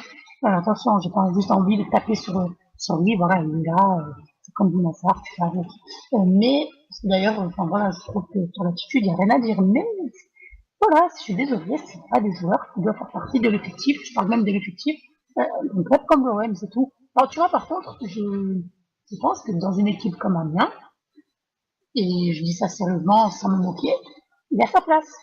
Dans une équipe comme Angers, il a sa place. Dans le championnat de France, dans le championnat de France, tu as beaucoup d'équipes qui seront plus faibles que nous. Et justement, c'est peut-être bien d'avoir un gars comme ça qui est physique et qui pourra permettre aux autres de se reposer peut-être un peu. Et ça bouge des trous pour laisser des mecs en forme pour les plus grosses équipes. C'est peut-être ça, comme ça aussi qu'il faut le voir. Enfin, si je peux répondre, chaque mec a son utilité. Ouais. C'est vrai que ce qui est bien avec Zambo, c'est que c'est le profil contraire à Lopez. Donc quand tu vas à l'extérieur face à une équipe physique, tu as besoin d'un combattant, tu peux mettre Zambo. Après la stat d'hier, où c'est celui qui réussit le plus de passes, je la trouve vraiment pas révélatrice, parce que tout simplement, beaucoup de passes faciles sur les côtés. Justement, est-ce que ton équipe, elle a pas besoin de simplicité à un moment donné, SMP? Quand tu loupes toutes tes passes avec ton devant. C'est sûr que quand tu mets Zambo titulaire, t'attends de lui qu'il joue simple. Donc s'il réussit, c'est bien. Franchement, 90% de passes réussies, même si elles sont faciles, c'est très bien. Mais tu l'as bien vu, hier, Gustavo, il a des problèmes de relance. Ben, ça te manque de création au milieu, en fait. Donc ça, c'est un peu compliqué. Après, voilà, c'est un combattant, donc il peut pas tout avoir non plus. Mais c'est vrai que moi, sa marge de progression, je la vois pas énorme non plus. Ça sera peut-être un bon joueur de Ligue 1. Mais c'est vrai que Lopez, il est en difficulté en ce moment. Mais tu sens que si Lopez, tu le fais jouer, que justement lui, il arrive à exploser, ben, il peut aller beaucoup plus haut, en fait. C'est là qu'on se rend compte que ne pas avoir pris vainqueur, c'est quand même une erreur, mais hallucinante. Juste pour finir là-dessus, Najat, je te pose la question pour le coup. J'ai affiché à l'écran donc l'investissement qu'on a fait jusqu'à maintenant, à savoir environ 118 millions,5. Donc il nous reste à peu près 75 millions ou 85, je sais plus. Enfin, pas grand-chose pour les 3 ans à venir, sachant qu'on doit dépenser 200 millions sur 4 ans. Est-ce que tu penses que cet hiver, on va quand même faire de gros mouvements? C'est ça, pour combler justement toutes les lacunes qu'on a parlé jusqu'à maintenant. De gros mouvements, c'est compliqué à dire. Moi, je vois pas deux gros joueurs bouger au mois de janvier pour rejoindre l'Olympique de Marseille, voire même d'autres clubs. Parce que c'est toujours compliqué en hiver voilà, tu sais qu'il y a la Coupe du Monde bientôt, faut vraiment attendre, à dire à l'avance, qu'il y a des joueurs qui vont être en difficulté dans leur club. Il faudra saisir les bonnes opportunités pour le coup. Mais bon, il y en a marre à un moment d'entendre parler des mercato d'opportunités. Ouais, je suis Voilà, d'accord. je veux bien que tu le fasses sur le premier mercato hivernal, normalement. Après, c'est toujours bien de renforcer ton effectif parce que tu as eu des joueurs blessés, que tu pas vu venir. Et là, c'est clairement en train de corriger les mercatos d'avant où tu t'es manqué. Donc, ouais, c'est pas sérieux. Après, Moi, oui, j'espère bien qu'il y a deux, trois joueurs qui vont arriver, mais je m'attends pas à de gros joueurs. Loin de là. de toute façon, faut pas s'attendre à des gros joueurs. D'ailleurs, moi, j'avais aucune attente en termes de nom pour l'été. J'attendais surtout qu'on comble les postes, ce qui n'a pas toujours été le cas, donc je suis déçu. Par contre, là où je suis pas d'accord et ça commence à m'agacer légèrement, c'est quand on commence à balancer les chiffres bêtement, sans réfléchir un petit peu. Et là, Julien, je t'en veux un peu, parce que pour le coup, on en a parlé en off, et tu sais très bien qu'il va y avoir des rentrées d'argent. Et donc que le chiffre déjà de 200 millions, Dès c'est pas cet sur hiver 4. Oui, non, mais peut-être dès cet hiver, c'est pas le problème. Le truc, c'est que on va avoir quand même des rentrées Et d'argent t'es d'une assuré part. de te qualifier en Champions League? Non, je peux finir mon argumentaire. Bah, Donc vas-y, déjà, tu vas avoir des rentrées d'argent que grâce à l'EL et grâce aux compétitions que tu veux faire. Et tu vois, tu m'as coupé, donc je sais même plus ce que je voulais dire. Je te remercie. Mais C'était pas intéressant. si, Félix. c'était intéressant justement, mais le truc, c'est que voilà quoi. À un moment donné, qu'est-ce que je te Non, mais dis les rentrées d'argent, en fait, tu peux pas vivre en espérant que tu vas avoir des rentrées d'argent sans avoir mis l'investissement de base Oui, nécessaire alors, pour t'assurer de les avoir. c'est là où je voulais en venir. C'est que tu dis sur 4 ans, déjà, ils ont très précisé, et plus d'une fois, que ça serait pas sur 4 ans, mais essentiellement, majoritairement sur 2 ans. Donc déjà, faut arrêter de paniquer, parce que je pense qu'il va rajouter de pas mettre l'oseille, 200 l'américain, millions il va à pas avoir 4 le choix. Bah, si. Il va pas les lâcher que sur 4 ans. Une fois encore, il va y avoir les rentrées d'argent, ils vont équilibrer pour peut-être que ça fasse 200 millions sur 4 ans, mais je pense qu'on aura des mercatos à peu près entre 30 et 50 millions à chaque fois, et Non. c'est pas dégueulasse. Ben écoute, on en Non, mais reparlera. les Et gars, on t'auras va quoi pour pas, 30 et 50 millions vu l'envolée des prix cet été? on Mais va ça pas se sert à voiler la face. Mais t'es Si pas tu Paris chopes pas la Ligue des Saint-Germain, Champions, si tu vends pas des joueurs super chers que genre si tu Non, vends non, t'es pas Lopez Paris 200. Saint-Germain, mais l'inflation, elle sera pour tout le monde, elle sera pas que pour les Oui, Oui, petits. ben Hein. peut-être que Lopez vaudra peut-être 70 millions dans 6 mois, j'en sais bien rien. sûr, bien Ah sûr. ouais, je sais Non pas, mais j'en sais rien moi. En ne étant jouant même pas sur pas, le banc, je sais pas comment tu vas faire. Hein. Je suis t'es pas devin les romantique gars, là. mais je suis pas devin, mais en tout cas il y a l'inflation, faut tenir compte, donc nos joueurs vont prendre de la valeur, d'accord? Un mec Ah, comme mais s'il Camara joue va pas, prendre de la s'il joue valeur. pas, il va pas prendre de valeur, Lopez. Tu prends Mais l'exemple ils Lopez. prendront pas de la valeur, comme on Peut-être disait pas tout à sur l'heure. un an, mais peut-être sur 2 saisons. Tes joueurs régressent. Tu dois accrocher absolument, comme disait Zempe, la Champions League l'année prochaine, ce que tu n'es pas assuré de faire. Honnêtement, moi je trouve que ton argumentaire se tiendrait si tu avais mis les moyens à la base, mais pour le moment, force est de constater que c'est pas le cas. Oui, on les a pas mis, mais c'est un peu la faute à qui si les joueurs régressent? C'est qui les coach au quotidien? Et c'est qui a choisi le coach? Ah non mais je veux Eh bien, ben oui. non mais on en a déjà parlé et je suis totalement d'accord avec toi. Pour moi le choix du coach n'est pas en adéquation avec le choix déjà du directeur sportif parce qu'ils ont pas du Ouais, mais, tout la même philosophie de jeu. Fian, remets-toi dans le contexte du choix de Garcia à l'époque où on l'a pris, il n'y avait pas 100 000 coachs qui étaient disponibles. Et tout le monde, quand on l'a vu arriver, on c'était était plus- content. ouais, les gens pleuraient depuis des semaines et il y a beaucoup de gens qui n'ont pas de mémoire ou une mémoire sélective. Il y a énormément de gens qui pleuraient pour que Garcia vienne. Passy, c'était plus possible, on allait droit dans le mur. Donc Garcia, à l'époque où il est venu, c'était le bon choix. Et tant pis C'est pour vrai. ceux qui sont pas d'accord avec moi, Jusqu'à fin chacun juin. son avis, mais c'était le bon choix au moment où il est venu. Et là-dessus, la direction ne s'est pas plantée. Elle a fait le choix qui s'imposait à ce moment-là. Maintenant, Garcia, ça va plus parce que dans le football, la vérité d'hier, c'est jamais celle du lendemain et ça va très vite. Mais à l'époque, Garcia, c'était le meilleur choix, désolé. C'est beau ce que tu dis. Bah, peut-être, tu as Ça sûrement m'arrive de dire raison. des belles choses aussi, ouais, Mais ça m'arrive. aujourd'hui, on se rend compte quand même qu'il a du mal à se remettre en question et qu'il est jamais dans l'action, il est toujours dans la réaction. Il lui a fallu Bah, il peut-être s'est 3 remis en- semaines, un mois. il s'est quand même remis en question vu qu'il Oui, parce change qu'il sent que ça totalement chauffe à son cul. son Parce système de qu'à jeu. mon avis, ça chauffe à son cul au niveau des bureaux Mais de la c'est direction. mieux- vaut mieux tard que jamais, donc c'est quand même une preuve d'intelligence, même si c'est sur un tard. Oui, sûrement. Oui, d'ailleurs, si vous Vas-y, Najib. regardez ce que tu dis, qui se met à changer des choses parce que ça chauffe pour lui, je te prie de croire qu'à la Roma, ça chauffait pour lui et c'est pas pour autant qu'il modifie son système. Donc, on peut quand même avoir quelques motifs d'espoir en se disant quand même qu'il prend en compte les critiques, qu'il voit les mêmes choses que nous, et peut-être que le type va s'améliorer. Moi, en tout cas, j'ai bon espoir. Je souhaite que tu aies raison, Najet, si tu n'imagines même pas à quel point. Mais je pense que ça se passera par la solidité défensive. Vas-y, Zempe, je te laisse la parole là-dessus, mais vas-y. Ce que je voulais dire aussi, c'est savoir s'il a changé son dispositif parce qu'il se remet en question ou parce que Payet lui a dit justement qu'il a envie de jouer 10 maintenant. Donc déjà, ça, c'est deux choses différentes. Après, moi, je voulais revenir surtout sur le mercato, c'est de ça qu'on parle de base. Si tu refais un mercato hivernal comme le mercato hivernal qu'ils ont fait en arrivant, c'est bon. Si tu lâches 50 millions et que tu renforces les postes que tu as besoin, tu peux espérer aller la chercher, la qualif en Ligue des Champions. Après, là, contrairement à Akian, on en avait déjà parlé. Pour moi, si t'as pas la Ligue des Champions, c'est un drame. Tu revis exactement le même mercato d'été qui sera insuffisant. Là, sûrement avec que tu moins de arriveras moyens. à l'avoir au bout d'un moment, ta Ligue des Champions, mais il y a des concurrents qui dorment pas. Donc là, pour ton projet, c'est vital. Si tu veux investir de l'argent sur des bons joueurs la saison prochaine et tu veux les attirer, il va te falloir la Ligue des Champions. Donc là, c'est mission commando pour Garcia. De toute façon, à mon avis, s'il n'a pas la Ligue des Champions, il saute. Vas-y, Najat, je crois que tu veux répondre à Zemke. Oui, je sais plus ce qu'il disait, que défensivement, déjà, ça va mieux. Du coup, il faut s'appuyer sur ça. Mais moi, je pense qu'on n'a pas beaucoup parlé, et c'est normal, il vient d'arriver, il s'est redressé, mais voilà, moi, j'avais quelques doutes sur Aguilar. On a tous salué son arrivée, parce que de toute façon, il n'y avait rien, faut dire ce qu'il fait. Donc, encore une fois, tu fais un choix au dernier moment, parce que tu en apprécies son Monaco. Mais, moi, honnêtement, je suis inquiète par rapport à ce joueur. Et juste, Je suis même en train de me demander, vous allez ce que faire faire, mais peu importe, s'il vaudrait mieux pas, on le verra de toute façon par la suite, mais Rolando, voilà. Je me demande si c'est pas mieux de le faire jouer en défense centrale, de pas travailler automatiquement avec Rami, parce que pour le coup, moi je suis inquiète par rapport à Benoît, vraiment.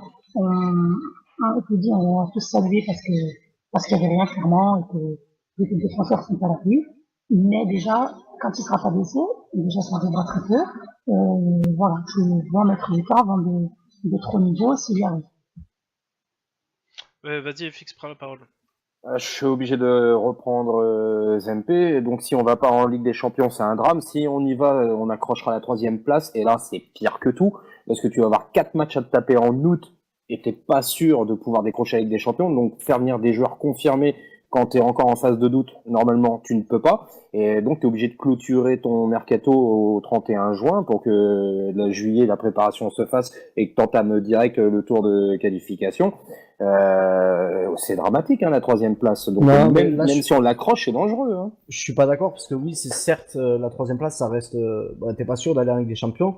Mais si tu as de l'ambition, de l'argent et que tu peux te qualifier en Ligue des Champions, que tu vas voir un bon joueur et que tu lui dis avec toi on va chercher la qualif en Ligue des Champions, tu as quand même plus de chances de la tirer que si tu lui dis on va jouer la Ligue Europa, cousin. Tu vois ce que je veux dire? Et il n'y a pas que ça, il y a aussi, je suis d'accord avec Zempe, dans le sens où cette année, tu as comme argument, on va peut-être se qualifier en UEFA, d'accord? Et là, l'année prochaine, tu auras, bon, si tu qualifies 3e par exemple, tu vas te dire, ok, on va tenter la Ligue des Champions, c'est plus attractif, mais au pire des cas, tu es en UEFA, sûr et certain. Donc, dans tous les cas, je pense que l'argument ne sera pas le même. C'est clair. En espérant surtout qu'ils aient appris de ce dernier mercato, parce que si on repart sur les mêmes bases, je pense que on oublie direct la Ligue des Champions avec les phases de qualification. Hein. Et justement, par rapport à ce mercato, j'aimerais poser juste une question à Najat, parce que Rami, donc quand il est arrivé, il y en a beaucoup qui le prenaient pour un cétacé quand même. Et moi, j'aimerais quand même que tu nous répondes, si tu en as la possibilité, de nous dire son état de souffrance, parce que on voit qu'il souffre, on voit que c'est un guerrier. Et c'est pas parce que voilà, on sait tous le contexte, mais Rami, il nous épate depuis le tout début. C'est-à-dire depuis qu'on fait nos talks, on a à chaque fois mis Rami quand même dans nos tops. Et là, on voit qu'il souffre. Est-ce qu'il va pouvoir tenir comparé justement à Abdenour où tu dis qu'il t'inquiète? Est-ce que Rami, sur la distance, ça va tenir? Oui, ça devrait tenir. Après, sa douleur, ça va. Qu'il soit revenu vite, ça c'est vrai. Mais voilà, c'est tout à dire, c'est que voilà, après Monaco, il n'avait pas joué. Franchement, il avait vraiment mauvais par rapport au résultat. Il avait vraiment envie de revenir et d'aider l'équipe, c'est ce qu'il a fait. Il aurait peut-être pas dû aussi vite, mais voilà, c'est dans sa mentalité, voilà, de tout faire pour être sur le terrain. Après, voilà, il se soigne, ça commence à aller mieux. Il a encore souffert sur le dernier match. Mais bon, là, on a une semaine complète où il va être pas mal en soins, où il n'y a pas de match exceptionnel, donc je pense que ça va aller de mieux en mieux. Mais ok. Bah, franchement, on en a besoin parce que sincèrement en défense, déjà, je trouve que c'est lui qui stabilise un peu le tout. Ça se sent et je crois même qu'il sublime Rolando, pour te dire, à un point, parce que voilà, Rolando, il a des défauts qu'on connaît, mais Rami, je pense qu'il fait du bien à Rolando et j'espère que quand Abdenour va être avec, ça va être la même chose. J'espère. Bah, Adil Rami, à force de hausser son niveau de jeu, donc ça, pour ça, je le respecte, parce que pour moi, c'était un défenseur de complément. Il fallait un défenseur plus confirmé et plus fin à côté de lui. Il n'y a pas eu. et à l'arrivée, il prend ses responsabilités. Et hier, j'ai constaté un truc presque nouveau. Il monte en leadership. Il a carrément l'attitude de leader. Et ça, c'est du gros bonus pour nous et pour notre défense. Donc, ouais, voilà. Hier m'a fait plaisir dans son état d'esprit. Et c'est limite le capitaine, quoi. En tout cas, mentalement, il montre qu'il peut l'être. Il devrait pas en être loin, je pense. Je pense que s'il continue comme ça, c'est vrai que le brassard, il devrait le décrocher. Parce que Rolando, en second capitaine, ça reste un peu léger, je trouve. On va passer à la 4e partie. Donc vous en avez l'habitude maintenant, c'est la causerie des tweets OM. Et pour la première fois depuis la création de cette partie, on va avoir une note légère sur cette partie-là. Donc on va parler tout simplement du soldat Sakai. On n'en parle pas assez, on n'a volontairement pas on n'y est pas revenu précédemment dans le talk, mais tout simplement souligner son état d'esprit, souligner que ça va mieux de match en match, souligner qu'il est quasiment tout seul à son poste et pourtant il se met la pression, souligner qu'il a été sorti à la 30e minute dans un match où il était loin d'être catastrophique, le plus catastrophique en tout cas, et il est revenu et a ressorti un match de grande classe hier soir en délivrant au passage une passe décisive, peu importe le but qu'il en a découlé. Mais tout simplement, on voudrait féliciter, je pense de la part de tout le monde, l'abnégation du soldat Sakai, et on va passer sur ses stats. Et je vais laisser la parole à Akian. Dites-nous aussi sur le chat si vous êtes d'accord avec moi. Franchement, l'année dernière, c'était déjà mon samouraï, enfin celui de tous les Olympiens. Et franchement, encore cette année-là, là, je l'ai retrouvé. Là, ça y est, je commence à le retrouver. Et la force mentale qu'il fait, le professionnalisme qu'il a, voilà, il se fait sortir, il comprend pas pourquoi. Alors que tu dois sortir Evra sur ce match-là et pas du tout Sakai. La Garcia, il s'est planté complet, il a rien compris. Mais bon, il sort Sakai, ok. Et ben le mec, il revient le match d'après et il se défonce et il fait un match mais au top. Moi, je dis chapeau samouraï et puis il reste à l'OM, bordel. Même en remplaçant. Ouais. Est-ce que toi, Najat, tu veux dire quelque chose sur le soldat Sakai un petit peu là? Non, mais moi, j'en veux 11 comme lui. C'est vraiment le joueur qui doit porter le maillot des Olympiques de Marseille, c'est lui. Même l'année dernière déjà, c'est vrai que quand il est arrivé, il a parce une connaissance du joueur, donc c'est un peu facile de se moquer quand on en comme ça. Mais déjà, la saison dernière, pour moi, c'est l'un des meilleurs joueurs.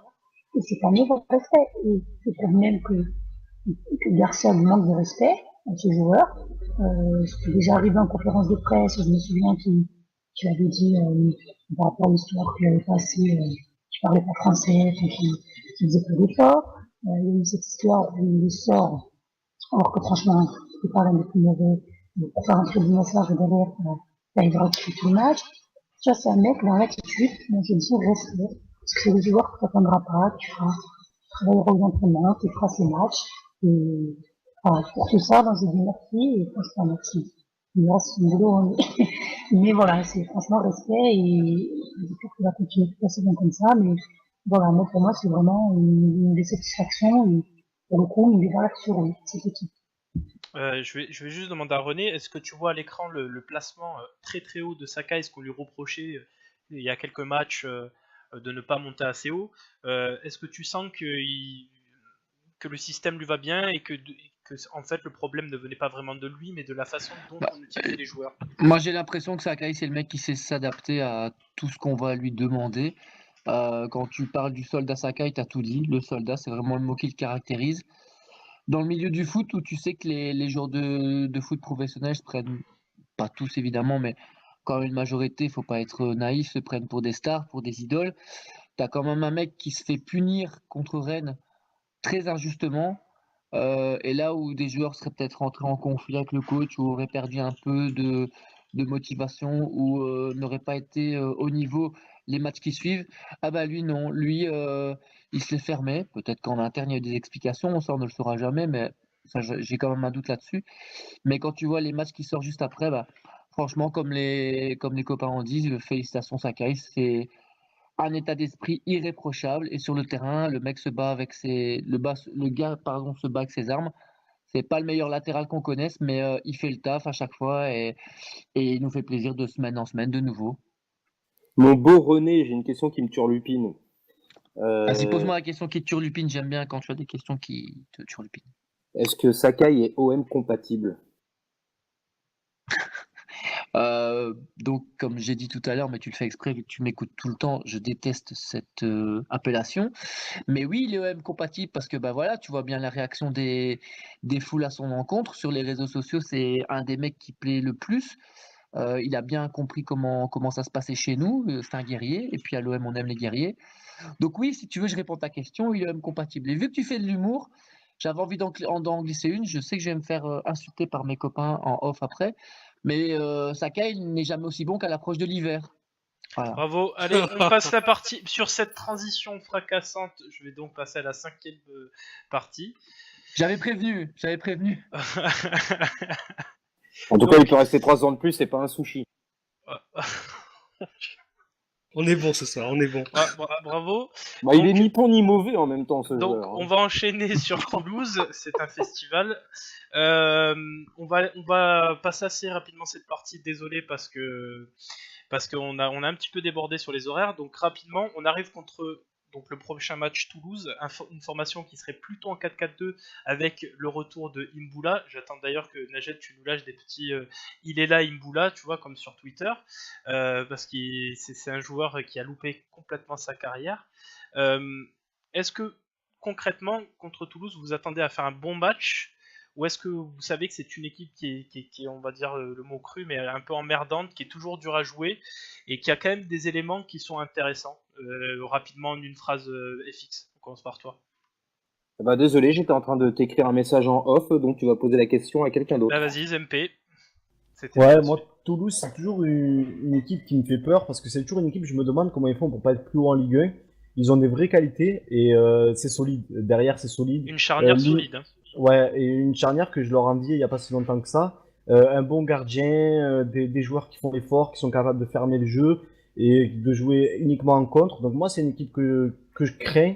Et je pense qu'on pourrait craindre longtemps le match nul et que Akian pourrait faire exploser son taux de tétrahydrocannabinol.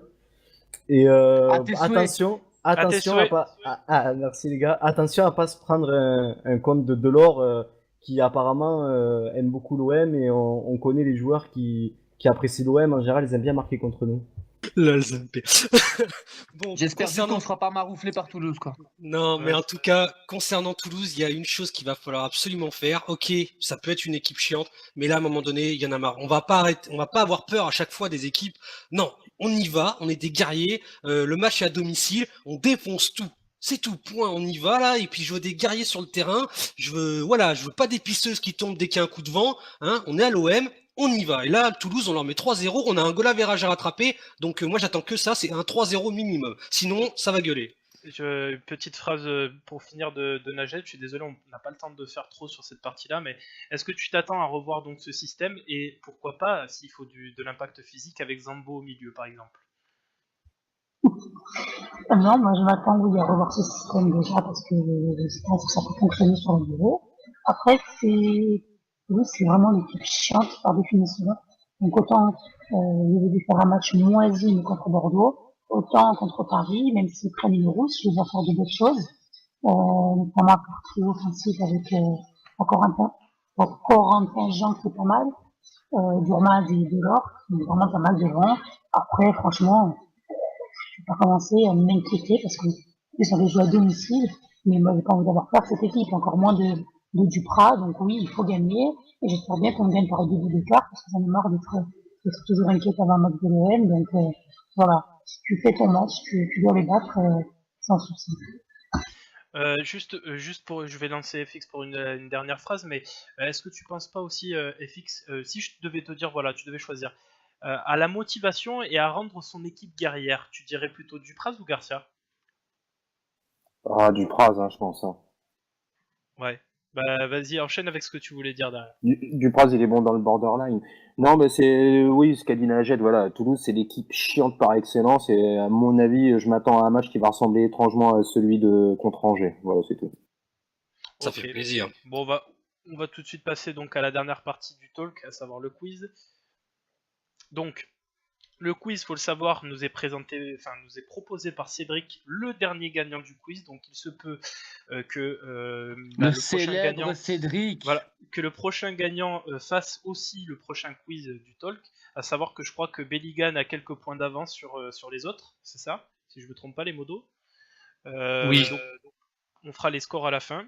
Je vais vous mettre tout de suite la première question. Eh ben, tout simplement, qui est ce joueur?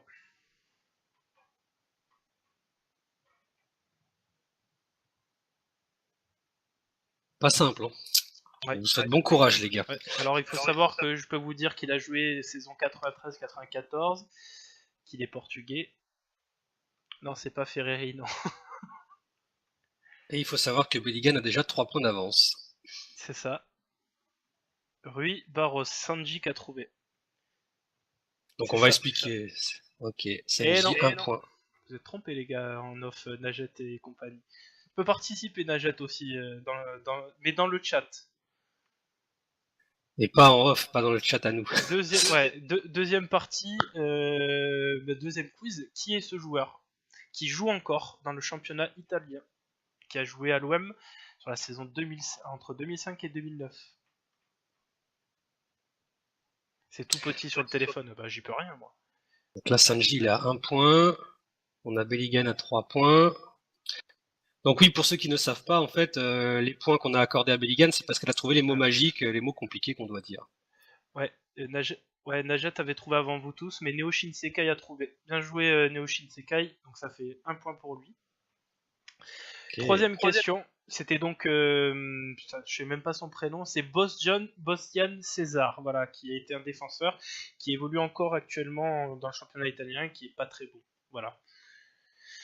Donc troisième question, à qui appartient cette carrière? Alors là c'est compliqué, apparemment c'est un Portugais parce qu'il a souvent évolué dans le championnat portugais.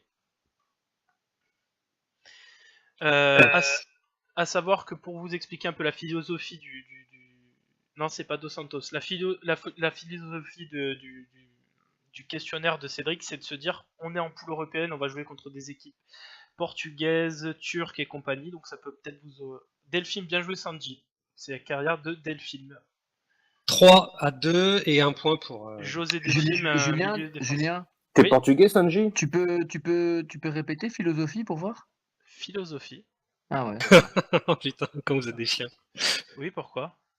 T'as un peu bégayé. Non. T'écouteras le replay, tu verras. Ok. Question numéro 4. Dans quel club Mamadou Niang est-il allé après l'OM? Pas facile, ça. Facile, ouais. Mais c'était pour faire un lien avec... encore une fois... Ah oui, il est en bas, ouais. Je le donnerai après. Beşiktaş, on me dit non. Oh les gars! Indice Valbuena. Fenerbahçe, c'est Ferrinho. Ouais, Ferrinho. Ah, dommage. Sanji a quelques secondes près égalisé, dommage. C'est dommage. Dommage, Sanji. Bah, il reste une question pour voir. Question 5.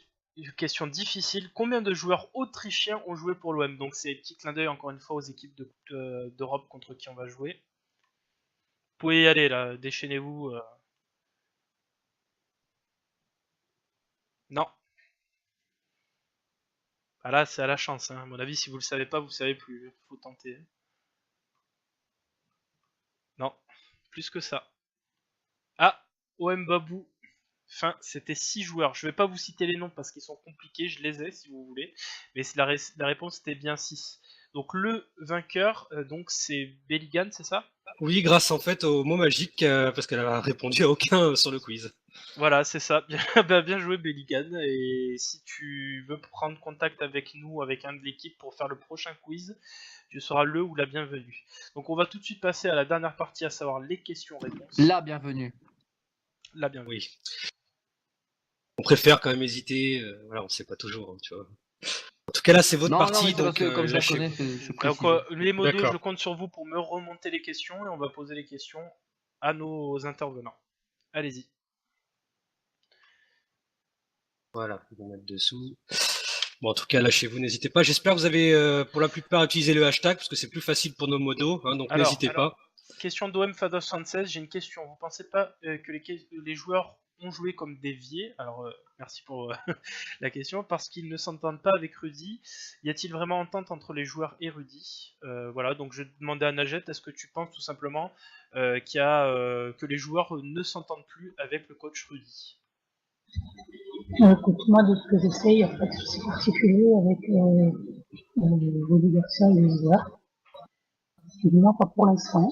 J'ai bien entendu par-ci par-là, mais non. Non, il n'y a pas de souci. Je crois qu'il y a ton. Est-ce que les joueurs.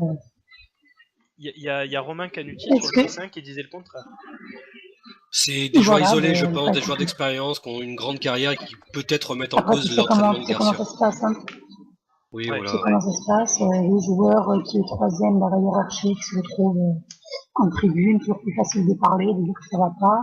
On en a connu d'autres, mais moi, de ce que je sais, il n'y a pas de souci particulier. Après des désaccords et sur des choix de compos, il y en a de partout, dans tous les clubs, mais non, les joueurs n'ont pas lâché l'entraîneur, bien au contraire. Alors, je vais prendre une question. On va essayer de faire une réponse d'un intervenant à chaque fois parce qu'il y a beaucoup de questions et très peu de temps. Question de Shipper, c'est ça, sur Twitter. Je vais prendre plutôt la deuxième partie de ta question. Qui aimerez-vous voir partir à l'intersaison FX, est-ce que tu peux répondre à ça? Au Campos, évidemment. Seulement lui? Bedimo. La retraite d'Evra pour cadeau de Noël. D'accord. Bon bah voilà.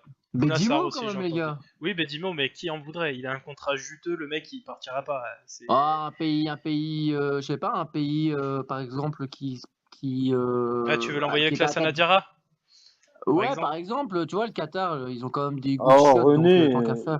Ça sera Bédi- Bounassar, vous verrez. Bedimo Pop, t'es sérieux là? Ah, allez, on va Si continuer. celle-là, elle est pas pire que Sakai l'hiver, alors là, franchement. Alors, moi, question de Delab 2104. Evra stop ou encore Christopher Roca serait-il la doublure d'Amavi? Que pensez-vous de Clinton NG? Pourrait-il être notre attaquant numéro 1? Allez, SMP, je te mets tout ça sur le dos, vas-y. Alors, Evra, stop ou encore, ben, je suis pas coach, disons que j'aimerais bien qu'il stoppe, mais bon, après, on va pas être de mauvaise foi. Si je dois choisir entre laisser partir lui ou Bedimo, je laisse partir Bedimo. Je pense qu'Evra, elle a quand même un certain rôle dans le vestiaire, et même sur le terrain pour motiver les joueurs, etc. Christo Roquia serait-il la vraie doublure de Amavi? Non, c'est pas dans l'esprit de Rudy, pas du tout, et je pense pas qu'il soit vraiment prêt à l'être. Pensez-vous que Clinton NG pourrait-il être notre attaquant numéro 1 quand Mitroglou va revenir? La question ne se posera pas. NG marque, mais NG ne participe pas du tout au jeu. Et souvent, Question, quand il... si Ah, Mitroglou pardon. n'est pas bon, Ben, ça sera ton super sub, NG, dans tous les cas, mais tu auras toujours Germain, tu auras toujours des mecs pour moi qui lui seront au-dessus. Après, je veux pas sous-estimer NG, je pense qu'il aura un rôle même en pointe, hein, mais je le vois plutôt jouer à gauche au final et une rotation entre Mitroglou et Germain. Et je pense quand même qu'on a mieux dans l'effectif. alors... Envier peut être numéro 1 quand même sur certains profils de match où il faut jouer en contre et sur la vitesse. D'accord, ouais, je suis assez d'accord. Si on peut arrêter d'écrire en off, s'il vous plaît, sinon je vois pas.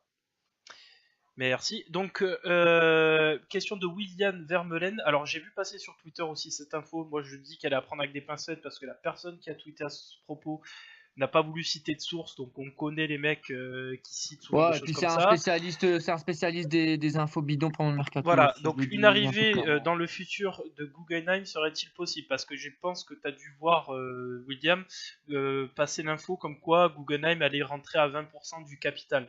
Moi, je pense qu'il faut être, je vais y répondre moi-même, mais très sceptique quant à ça. Certes, il avait fait ça dans le temps, mais je ne pense pas que c'est d'actualité, ou alors si quelqu'un a une info ici, voilà, mais vu le tout comment c'est passé sur Twitter, je ne pense pas que ce soit une vraie info. Voilà.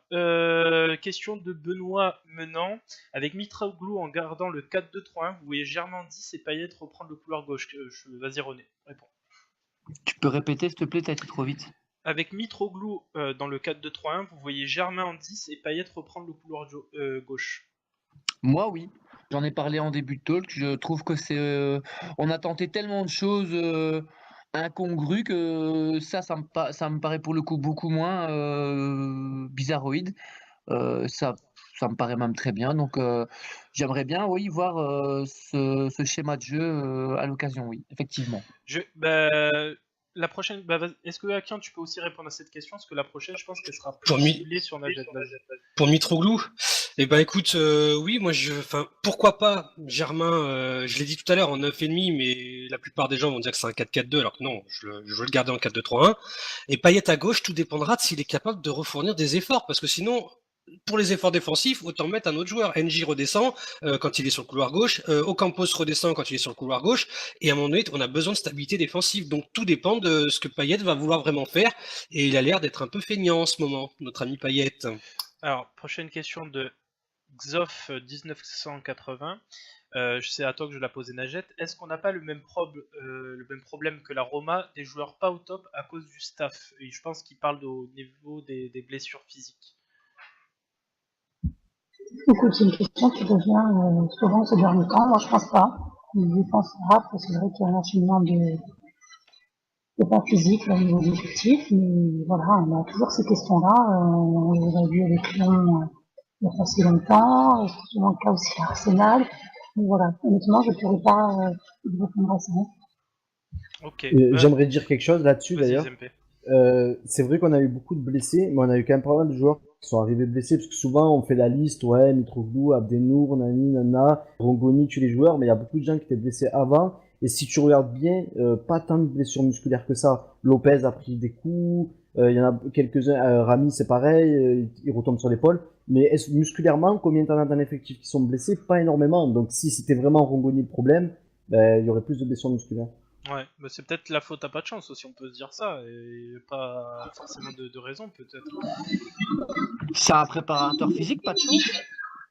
Non, mais Bon, après, Abdenour, on n'est pas l'équipe la pire là-dessus. Après, Abdenour, quand tu le prends, tu sais très bien, parce que tu vois la saison précédente, que c'est quelqu'un qui est souvent blessé. Donc, ça, pour le coup, on va pas le mettre sur le dos du staff. Hein.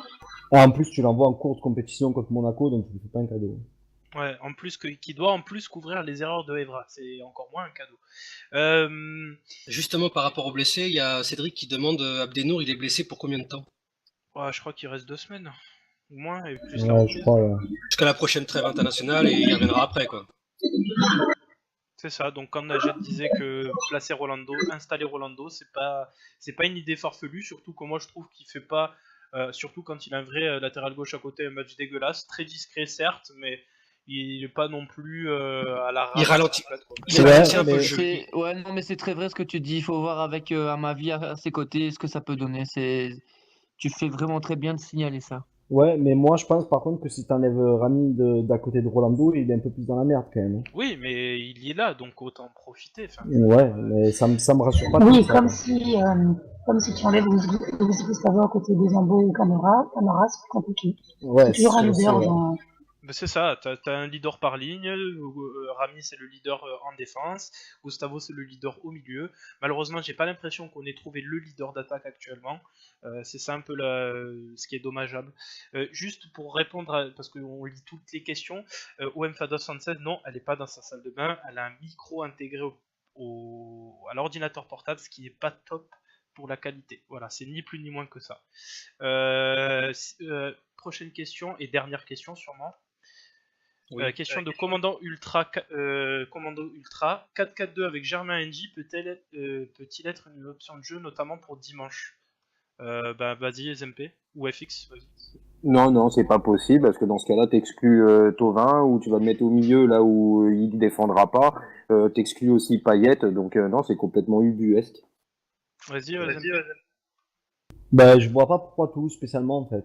Il n'y a pas quelque chose de particulier qui me marque leurs joueurs sur le côté ou quoi que ce soit qui nécessiterait de faire un changement comme ça. Donc après Germain Ngier, bon, je suis pas convaincu non plus que ça vaille le coup de changer l'équilibre de l'équipe pour faire jouer ces deux ensemble qui sont pas non plus des profils qui s'associeraient parfaitement, même si ça pourrait marcher, mais je pense pas qu'il y ait intérêt à faire ça. Moi, je verrais autre chose justement contre Toulouse, parce qu'on sait qu'ils vont mettre de l'impact physique. On l'a dit tout à l'heure, c'est une équipe un peu chiante. Et ben notre 4-2-3-1, on le transforme en 4-5-1, vraiment défensif au début pour le premier quart d'heure, le tenir. Le premier T'es quart au d'heure. Vélodrome Non, et tu vas ouais, faire un ouais. syndrome Monaco à qui on t'es. Ouais, Ah oui, c'est Non, vrai, non, mais non, excuse, non. non, c'est vrai, Théovel, excuse, c'est vrai, je croyais pas être à Toulouse. Et là, Excuse, c'est le Regarde, drame, on tombe et là, déjà c'est le dessus, alors drame. imagine Garcia s'il Non, le non, fait. oui, t'as raison.